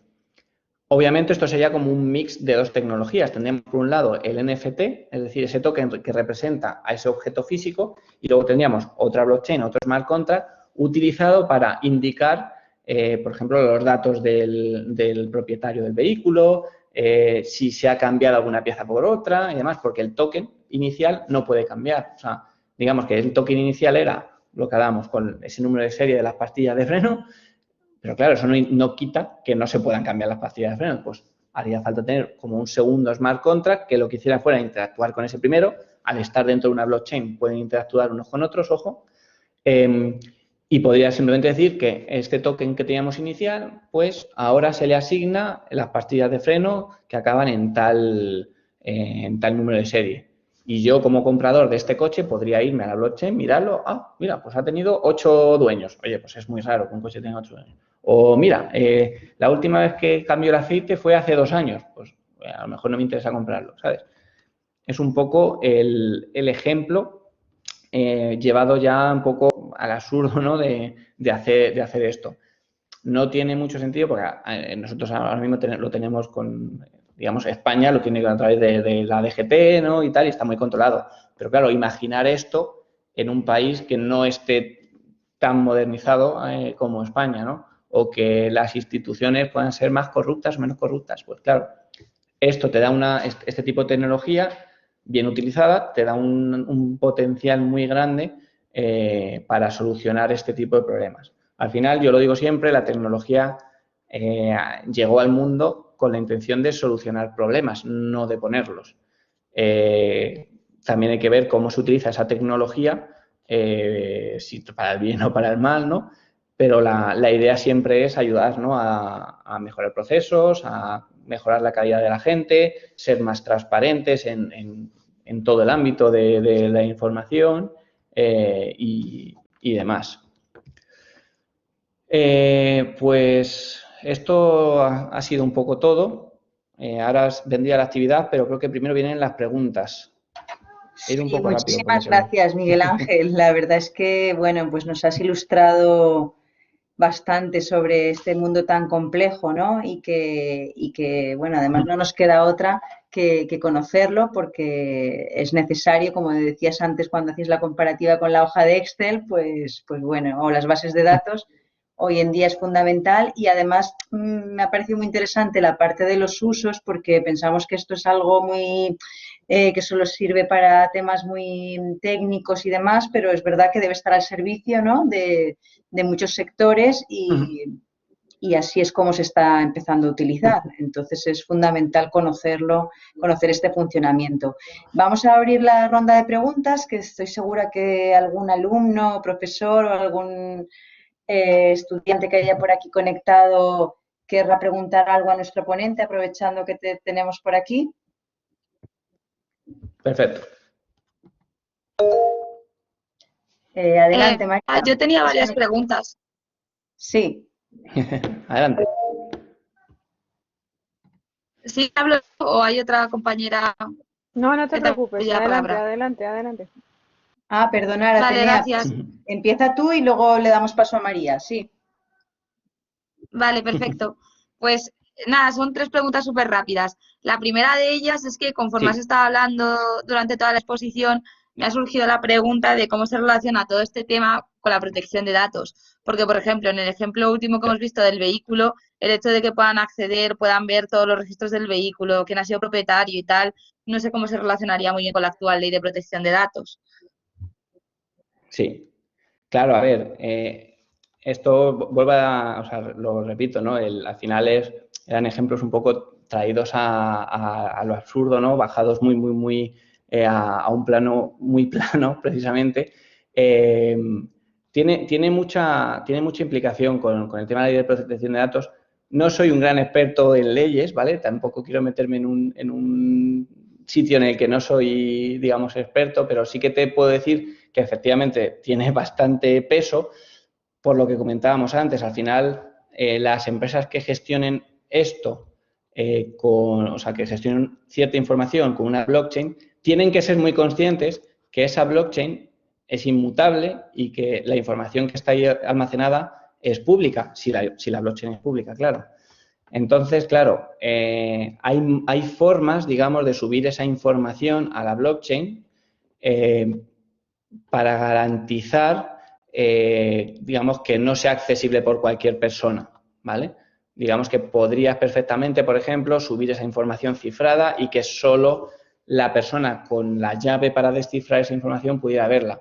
¿Qué pasa? Que como comentaba antes, el derecho al olvido en blockchain no existe. Entonces, tú no podrías solicitarle a una empresa que borre tu información de su sistema, porque técnicamente no se puede. Lo que sí que se puede hacer, por ejemplo, es eliminar esa clave de acceso a esa información. La información sigue estando ahí, está cifrada, no está usable, ¿vale? Y ya nadie puede acceder. Pues bueno, es como una solución que se está utilizando para paliar ese tipo de situación. Pero la verdad es que es un tema muy complicado y yo creo que va a ser bueno para vuestro gremio porque va a haber bastante chicha en este tema, ¿vale? Porque, claro, cuanto más se vaya utilizando esta tecnología, seguro que al principio hay gente que no la utiliza bien, digamos, no es consciente de todos estos temas y haciéndolo completamente de buena fe, subo información de gente a la blockchain, pero claro, es que tú imagínate, si yo ahora mismo cojo y subo a la blockchain tu nombre, DNI y tu dirección, o sea, es que eso ya se ha quedado ahí, ¿cómo te recompenso? En plan de, es un poco complicado, ¿no? Ese tema. Pero obviamente, técnicamente, digamos, existen formas de evitar esos problemas. Normalmente lo que se hace es, también a la blockchain no puede subirse, o sea, se puede subir cualquier información, ¿no? Pero el problema es que la cantidad de información que puede subir a la blockchain es limitada. Es decir, ese bloque que hablábamos al principio tiene una cantidad de bytes máximo, porque si no, claro, imaginaros, esto explotaría, digamos, en capacidad de almacenamiento. Por eso se usan los hashes, que reducen siempre a una cantidad, ¿no?, de bytes justos y tal. Entonces, lo que se suele hacer es tener esa información en un sistema de fuera, ¿vale?, fuera de la blockchain.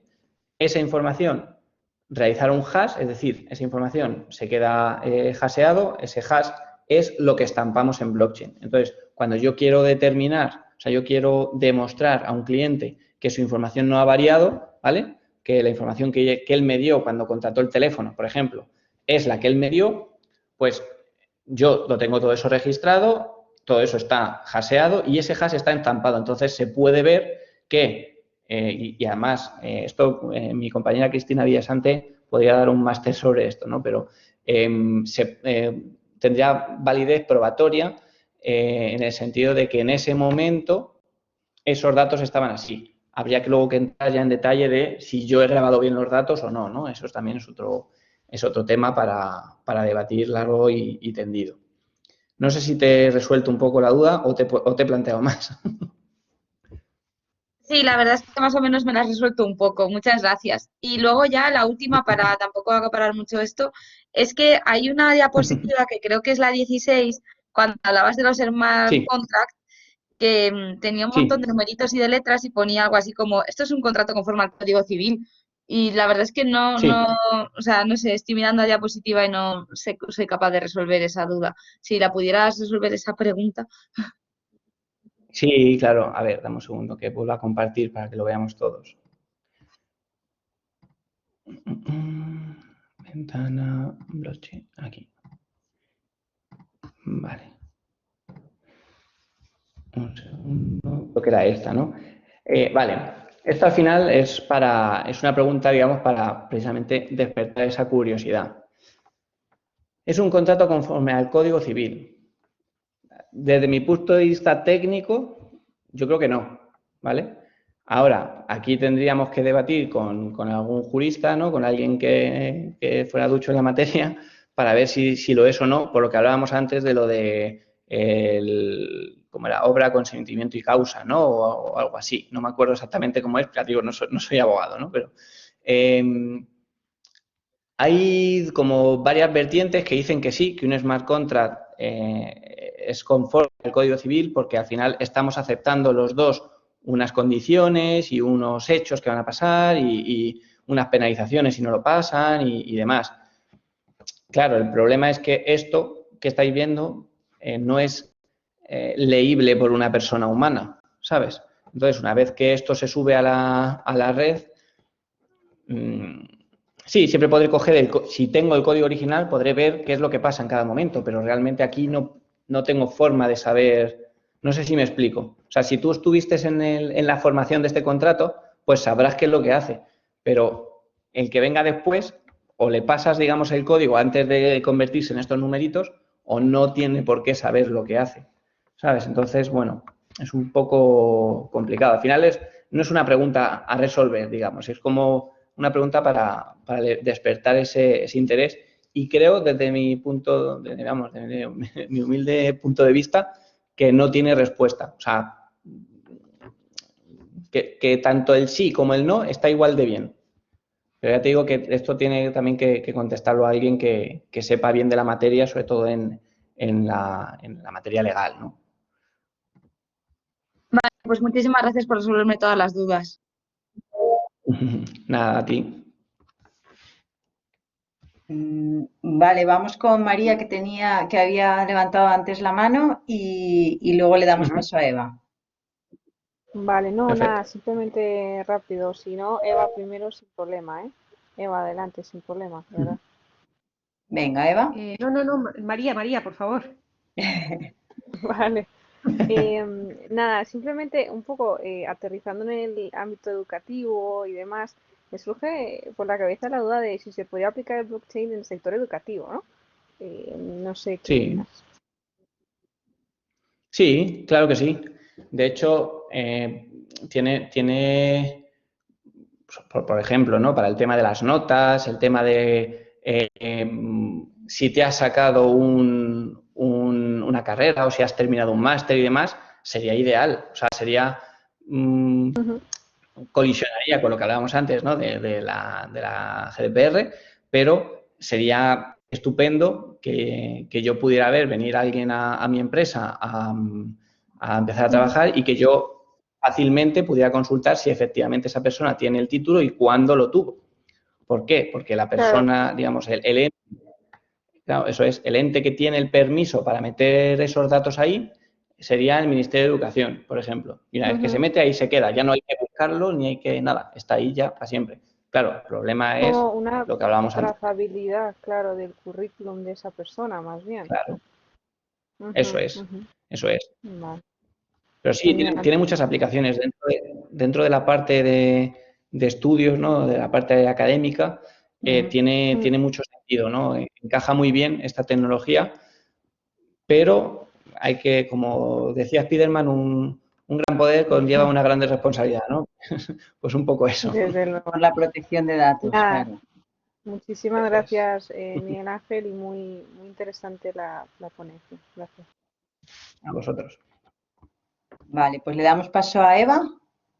Sí, Miguel Ángel, bueno, lo primero, gracias y enhorabuena por la presentación, porque te parecerá que no, pero yo me he enterado, ¿eh? Voy avanzando.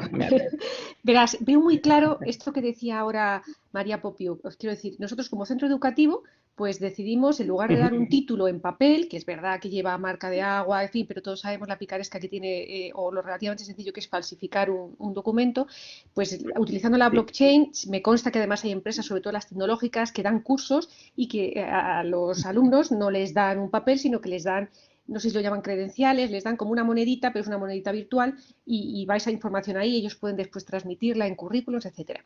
Eso lo veo fácil, porque bueno, es un algoritmo que yo tengo y que yo paso a otra persona y es difícil de falsificar. Y lo que me cuesta ver es qué pasa con las criptomonedas. Es decir, cuando yo compro Bitcoin, ¿dónde va mi dinero? Cuando las vendo, ¿quién se queda con ese dinero? Eso es lo que me cuesta ver, porque el dinero tiene oro detrás, ¿no? Hay como un refrendo, pero con el Bitcoin me cuesta ver ese concepto.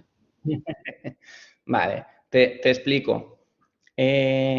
Primero, siento decirte esto, ¿vale? Pero el dinero fiat no tiene ese refrendo de oro ya a día de hoy por detrás, ¿vale? Es cierto. Ya no, eso es un bulo, es un mito, una leyenda urbana, sí. Eso es. O sea, sí que hay una gran parte que sí que está refrendada por ese oro o por otros metales preciosos y demás, pero realmente no. A día de hoy, la economía mundial, tampoco soy o sea, no tengo un máster en esta materia, ¿no? Pero la economía mundial realmente se rige por la oferta y la demanda, ¿no? Al final, el euro vale tanto como la confianza que tenga los países que la emiten, ¿no? Pues en el mundo de las criptomonedas es un poco igual. La única diferencia es que Tú, para conseguir 1 euro, te lo da el banco, ¿no? Te lo da el Estado, o te lo da la empresa que es con lo que te paga y demás. Entonces, para ti es relativamente sencillo conseguir esos euros. Ya me gustaría a mí conseguir muchos, ¿no? Pero relativamente sencillo acceder a uno, ¿vale? El problema viene con las criptomonedas. Tú, para obtener una única criptomoneda, un Bitcoin, por ejemplo, o un Ethereum, tienes 2 formas. La primera forma es porque alguien te la envíe, ¿vale? Y la segunda forma es porque tú pongas tu equipo a minar esa criptomoneda, encuentres una transacción, la valides y el sistema te recompense con X criptomonedas, ¿vale? El proof of work que hemos hablado antes. Solo tienes esas 2 formas de hacerte con un Bitcoin, porque una millonésima parte del Bitcoin, da igual. La única forma que tienes son esas 2, no hay otra forma. No existe un banco central que imprime Bitcoins, no existe, no, o sea, el sistema tiene, en el caso de Bitcoin, por ejemplo, existen 21 millones de Bitcoins y se van a ir generando cada X tiempo, más o menos cada 10 minutos se generan, ahora mismo creo que están en 12,5 Bitcoins. Cada 10 minutos se generan 12,5. Y cuando llegue el año 2140 aproximadamente, no se generará ninguno más. Habrá los 21 millones y punto. Ahora mismo hay 18 millones, casi 19 en circulación. O sea, estamos en el 90%. Y fíjate que queda muchísimo tiempo aquí al 2140. El caso es que tú, para conseguir una única moneda, ¿no? un único Bitcoin, tienes que irte a un exchange, a un mercado en el que puedas comprárselo a alguien. Y aquí es donde viene el punto que a lo mejor a la gente le cuesta entender. Como comentaba, solo tienes 2 formas. O que alguien te lo envíe o generarlo tú con tu ordenador, digamos, poniéndolo a minar y puedes estar a lo mejor minando años hasta que consigas uno, ¿vale? Porque al final, como es probabilidad, pues puede pasar. Vale, pues ahora, como para conseguir uno te lo tiene que enviar alguien, ¿no? Dejemos de lado la parte del minado. Tú te tienes que poner de acuerdo con alguien que te va a dar. ¿Cómo te pones de acuerdo con alguien para que te dé un Bitcoin? Pagándole. Dándole X dinero fiat o X dinero Ethereum, lo que él te acepte. Entonces existen mercados, que son los exchanges, en los que hay un montón de gente que tiene Bitcoins, un montón de gente que tiene fiat, y está el exchange en medio que lo que hace es juntar a los dos.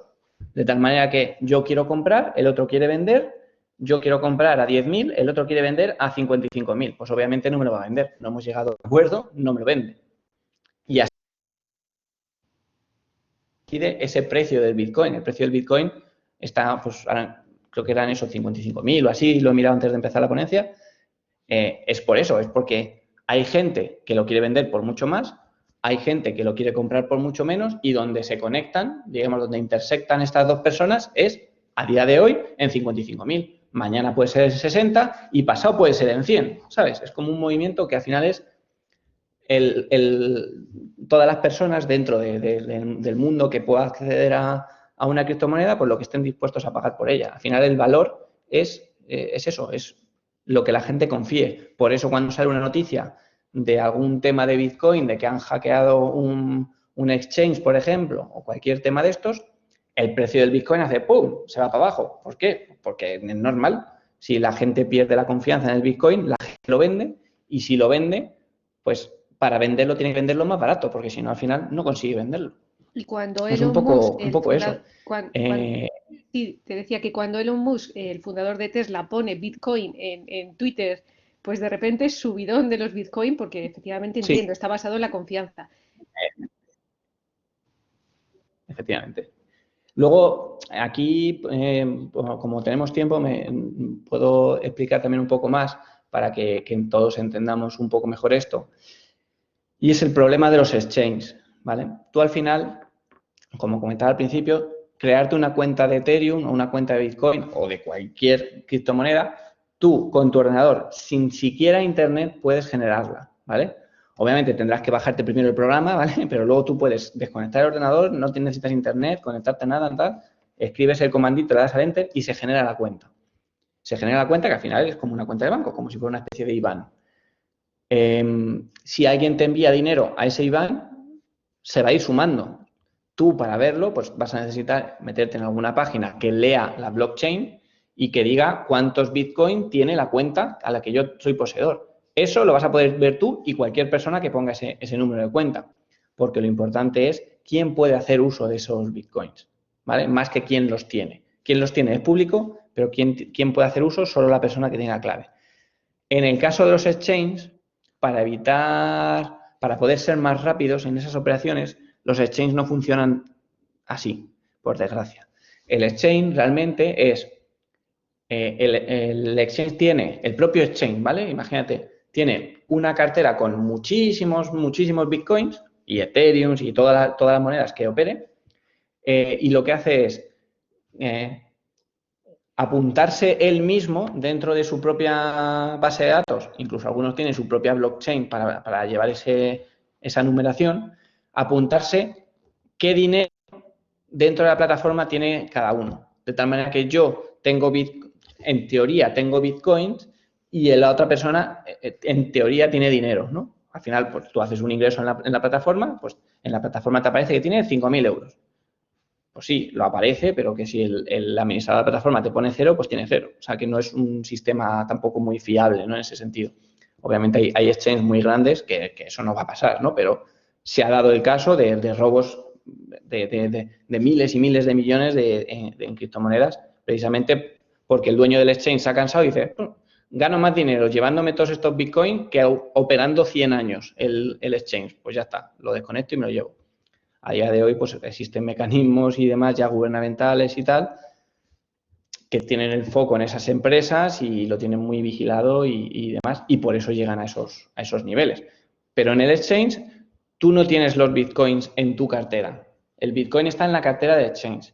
Y es en el momento en el que tú decides sacar esos Bitcoins a una cartera tuya propia o sacar ese dinero a tu cuenta bancaria, en el momento en el que ese exchange hace la transferencia, digamos, ya sea bancaria o la transferencia de Bitcoin. ¿Sabes? Entendido, sí. Muchas gracias. Pues vamos a Nada, dar paso a a Noelia, que vosotros. también tenía la mano levantada. La última pregunta. Hola, Venga. ¿se me escucha? Vale.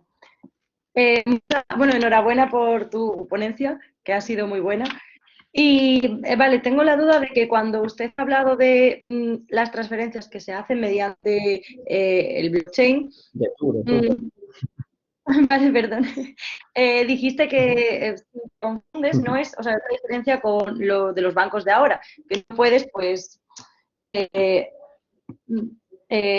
lo que viene siendo cancelar esa operación si te confundes de destinatario o lo que sea y ese dinero pues ya está perdido. ¿Eso lo podrías relacionar de alguna manera con Sí. el enriquecimiento injusto, como se hace en los bancos o algo así? A mí se me ha cortado un poco mientras me preguntabas y ha habido varias partes que no soy capaz de entenderte. Entonces, si puedes decirme otra vez, por favor. Ay, perdón. Que mi pregunta iba hacia... ¿Me escuchas? Sí. Vale, cuando dijiste que cuando hacías una transferencia mediante blockchain, tú, si te confundías de destinatario Sí. o a dónde enviar el dinero, no podías como cancelar la operación, sino que ese dinero ya estaba perdido. ¿Eso no podría considerarse enriquecimiento injusto de alguna Sí. manera? ¿Habría algún tipo de regulación legal? Porque intuyo que ya habrá gente que le haya pasado eso y no querrá perder esa cantidad de dinero y, no sé, habrá recurrido a algo legal para recuperarlo, ¿no? Claro. Sí, o sea, entiendo tu pregunta, pero o sea, el tema es el siguiente. Cuando tú lo haces en un banco, te equivocas o lo que sea, el banco es la entidad que te responde, digamos, por ese dinero. Aunque haya hecho una transferencia internacional o lo que sea, al final es el banco y tú puedes reclamar al banco en plan, oye, tal. Y como tú bien dices, pues poner una denuncia o, digamos, hay como cauces legales para este caso con respecto a transferencias normales, ¿no? Transferencias de dinero fiat. El problema que tenemos en la blockchain es que no es una entidad, es un programa informático. Entonces, tú a un programa informático no puedes discutir con él. Puedes intentarlo si quieres, o sea, te puedes enfadar con el programa y decirle barbaridades. Pero en el momento en el que tú has enviado el dinero de la cuenta A a la cuenta B, ese dinero solo puede tocar a la cuenta B. No hay nadie en el universo que tenga acceso a ese dinero salvo el poseedor del PIN, digamos, de la cuenta B. El tema está en cuando tú te equivocas y haces esa transferencia a una cuenta que no tiene PIN, digamos, que está mal y no te permite recuperarlo. Obviamente, todas las wallets y los exchanges y demás, si pusieras una cuenta mal, ¿vale? Te lo van a decir, te van a decir, oye, que estás intentando hacer una transferencia a una cuenta que no existe, ¿sabes? Entonces, digamos que ahí, antes de hacer esa transferencia, te habrías dado cuenta y no lo habrías hecho. Pero si haces la transferencia, o sea, si efectivamente haces la transferencia, en plan de, no, si esto está bien, y le das, una vez enviado, enviado está. No puedes, es que no hay forma, o sea, no hay, al estar distribuida, no hay un ente al que puedas ir a reclamar, porque no hay nadie que tenga ese poder de coger el dinero de una cuenta y llevarlo a otra, o de generar más Bitcoin para dártelos porque te has equivocado. Hay un debate muy grande en Ethereum, por ejemplo, a ese sentido de hacer un proceso en futuras versiones de la blockchain, hacer un proceso para permitir a la gente recuperar los Ethereum que hayan enviado sin querer a billeteras inexistentes, ¿sabes? Pues bueno, pues es un proceso que a lo mejor llega a existir, pero no, a día de hoy no existe, por lo que te digo, porque para mover ese dinero, digamos, de esa cuenta, necesitas el PIN de la cuenta y si no lo tienes, no lo puedes mover. No hay un dueño que pueda moverlo. También es la magia del blockchain y las criptomonedas. Vale, perfecto, muchas gracias. Claro, teniendo en cuenta eso de que es todo informatizado y no hay personas detrás, por así decirlo, claro, tiene sentido eso. Muchas gracias. Y enhorabuena por la ponencia. Nada. Sí, yo creo que la ausencia de un órgano regulador, ¿no? En muchos casos es lo que genera este tipo de controversias, ¿no? De a quién puedo acudir en caso de... Claro, es que no es que no exista, es que no puede existir. Claro. O sea, tal y como está concebida la blockchain, no puede existir porque el órgano regulador es el propio ente, ¿no? Es la propia, ¿sabes? La propia blockchain entera. Entonces, no, tal y como está concebido, no existe. Que a lo mejor en el futuro eso cambia y crean nuevas blockchains y nuevos tipos, no lo sé. Pero a día de hoy sobre todo es la magia, que no existe, tanto para bien como para mal, que no existe alguien que lo regule. Entonces, pues todo es posible, tanto para bien como para mal. Muy bien, pues si te parece, Miguel Ángel, pasamos a proponer la actividad en relación con tu conferencia. Perfecto. Ay, se te ha cortado un poco. A ver, comparto aquí pantalla. A ver, por aquí. Compartir. Bueno. Vale. Vale, esto es lo que habíamos visto antes. Actividad. Vale. Bueno, la actividad os la explico, creo que es sencillo. Si más o menos os habéis enterado de lo que hemos ido hablando, creo que podéis resolverla tranquilamente, vamos. Bueno, esto es un supuesto, ¿vale? La actividad es la siguiente, ¿no? La empresa ACME S.A., por poner un nombre, la cual se dedica a la compraventa de activos de petróleo, se está encontrando cada vez más con intentos de estafa en operaciones de compra de petróleo crudo en el Medio Oriente, ¿vale? Por ponernos un poco en situación. Estas estafas usualmente están propiciadas a que el comprador tiene que dar ese salto de fe, ¿no? A la hora de comprar el petróleo o pagar un tercero de confianza que haga de intermediario, es decir, pago una comisión a una persona que está en medio, los dos nos fiamos de él, yo que soy la persona que compra y la persona que vende, pues igual, ¿no? Los tres, o sea, los dos confiamos en ese tercero. Yo tendría que depositar primero mi dinero en ese tercero de confianza, la otra persona verificar que efectivamente deposita ese dinero, entonces me manda el petróleo y cuando a mí me llega, este actor del medio comprueba que a mí me ha llegado y entonces libera ese dinero quedándose una comisión muy grande, libera ese dinero al vendedor. Más o menos es como funciona ahora mismo este negocio, ¿no? O este supuesto negocio. Vale, pues teniendo en cuenta este escenario y todo lo que hemos explicado de tema blockchain, ¿Crees que blockchain podría ayudar a ACME a reducir los costes operacionales al no necesitar este tercero de confianza? Primera pregunta. Segunda, ¿sería necesario contar con un oráculo? Acordaos que cuando hemos estado explicando, he hecho bastante hincapié en qué era un oráculo, cómo funcionaba y demás.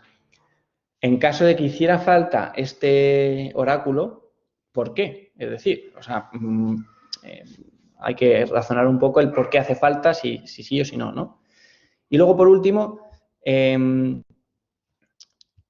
utilizar el smart contract obligaría tanto a ACME como al proveedor a hacer la transferencia, es decir, a comprar en una criptomoneda. Esto a lo mejor no se entiende muy bien la pregunta, pero la aclaro. O sea, utilizar un smart contract para sustituir a este intermediario, que obviamente la comisión va a ser muchísimo,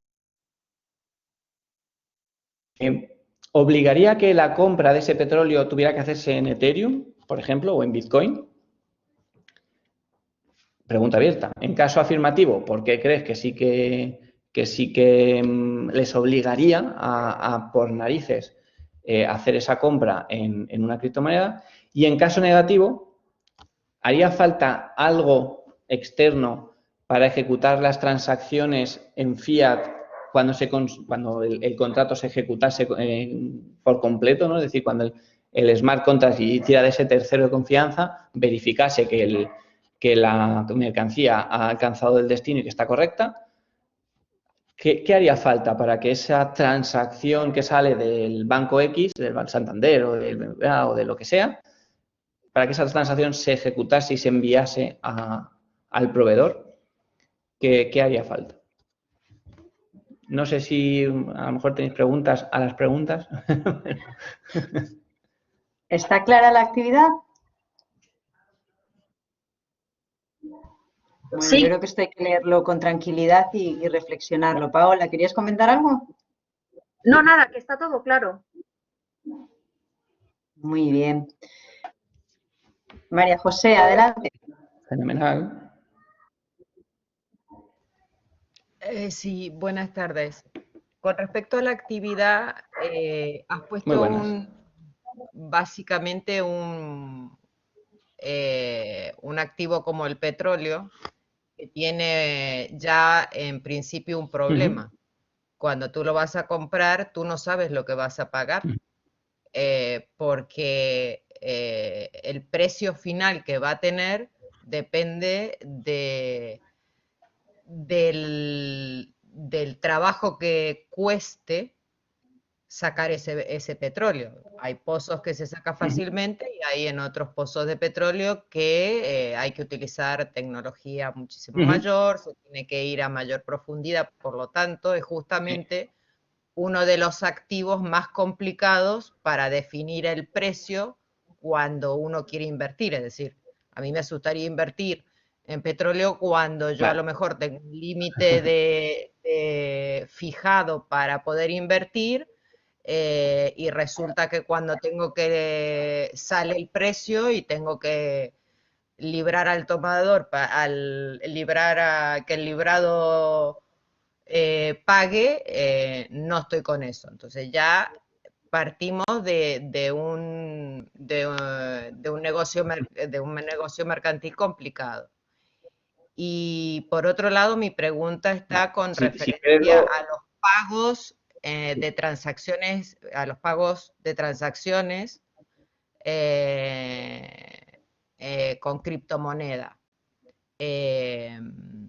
A ver, la criptomoneda no cumple con todos los requisitos es decir, no cumple con el requisito de ser emitido por un banco oficial. Entonces ya es un problema para hacer ciertas transacciones. Entonces, Vale. veo... Te contesto, sí.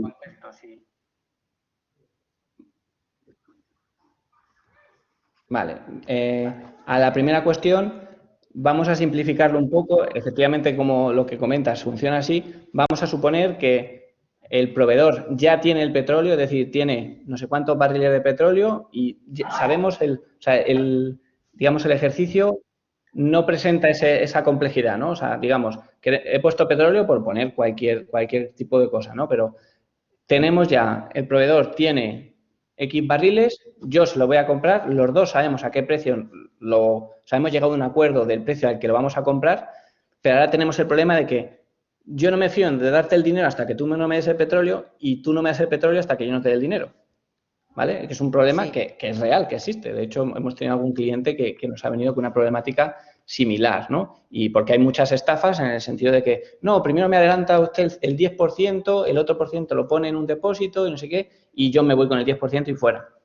¿Vale? Entonces, partamos de la base esa, que el precio lo hemos definido, o sea, sabemos por cuánto lo voy a comprar y la otra parte por cuánto lo va a vender, pero tenemos la problemática esa de que yo no me fío de él y él no se fía de mí, ¿vale? Y que un tercero a lo mejor me cobra un 5% de la operación, por poner un ejemplo, ¿vale? No sé en el mercado real actual cuánto cobra, ¿no? Pero por poner un ejemplo práctico, ¿no? Pues si voy a comprar 100 millones, pues me va a costar 5 millones de euros simplemente el que venga un tercero a sujetar mi dinero mientras el otro me pasa el petróleo y yo verifico que efectivamente eso ha sido así, ¿vale?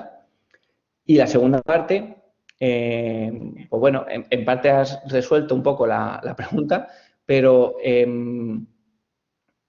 dejando a un lado el tema regulatorio de si puedo pagar un activo o no con una criptomoneda, que al final también se reduce a si yo quiero aceptarlo. Es decir, si yo tengo lo que sea, y acepto que alguien me dé un plátano por mi coche, pues yo lo he aceptado, pues firmamos y ya está. Me imagino que, obviamente, todo el tema impuestos y demás, pues habrá que hacerlo en fiat y eso es otro tema, ¿no? Es como otro nivel más para allá, ¿no? Pero al final, la pregunta lo que plantea es, si utilizar ese smart contract está obligando a las partes a aceptar criptomoneda, que está muy bien apuntado por lo que dices, de que pues bueno, pues por ahí puede ser que no vayan los tiros y en caso de que no estén obligadas, ¿qué haría falta entre medias para que esa transacción en euros o en dólares se efectuase? No sé si ha aclarado las dudas con respecto a la actividad. Sí, muchísimas gracias. Me has aclarado perfectamente por dónde ir. Te felicito por la ponencia, realmente la estaba esperando. Me interesó mucho lo de los smart contracts y la verdad que muchísimas gracias. Muy bien, Muchísimas pues gracias a vosotros. bueno, pues yo creo que ya tenemos un poco todas las pautas para enfocar esta actividad. Hemos hecho, yo creo que María José ha dado algunas pistas muy interesantes y bueno, pues agradeceros a todos los alumnos, a todos los asistentes a este seminario que habéis querido compartir esta tarde víspera del Día del Padre con nosotros y por supuesto a Miguel Ángel, que bueno, pues por todo lo que veo en tu pizarra de detrás tienes muchísimo trabajo, así que te agradezco mucho que hayas estado aquí con nosotros esta tarde y nada más. Nos vemos en el próximo seminario. Muy importante recordaros la entrega de las actividades para que podáis obtener ese crédito 52 de actividad RAC. Y nada más. Gracias a todos y feliz fin de semana largo. Perdona, una pregunta. Antes de que te desconectes, Muchas ¿a dónde habría que enviar la actividad y todo eso? Sí, para presentar las actividades sabéis que tenéis que estar inscritos en el Club de Ciencia e Investigación en Blackboard y ahí están todos los seminarios y la propuesta de todas las actividades para que las vayáis subiendo. Ya sabéis que tenéis de plazo, normalmente lo ideal es que lo entreguéis de un seminario al otro, pero bueno, durante todo el ciclo estamos recibiendo todas las actividades de los que estáis inscritos en esa actividad RAC. O sea, es necesario que estés inscrita en la actividad RAC para poder subirlas a la Blackboard. Vale, y si solamente has asistido a una actividad, es que yo aquí asistí porque me enviaron un correo y dije, ay, pues me meto, pero no sé si puedo también obtener el certificado este o no. Pues es que había que haberse apuntado y asistir a los 9 seminarios De todas maneras, sois bienvenidos y, oye, esto no solamente tiene esta visión de obtener este crédito, sino que también lo hacemos extensivo a todos los estudiantes que queráis participar, pero en este caso, si solamente has participado en este seminario o en algún otro, pues ya no podrías obtener ese crédito 52 de RAC. Vale, pero tampoco podría obtener ningún tipo de certificado que certificara que yo acudí a esta charla o algo así, aunque no tuviera el crédito. No tenemos previsto emitir ningún tipo de certificado porque, bueno, pues la actividad está concebida de forma que debes asistir a todo el ciclo, ¿sabes? Para poder certificarlo. Vale, muchas gracias. Muy bien, pues muchísimas gracias a todos y nos vemos en el próximo, que será en el mes de abril. Muchas gracias. Gracias. Muchas gracias. Hasta luego. Adiós.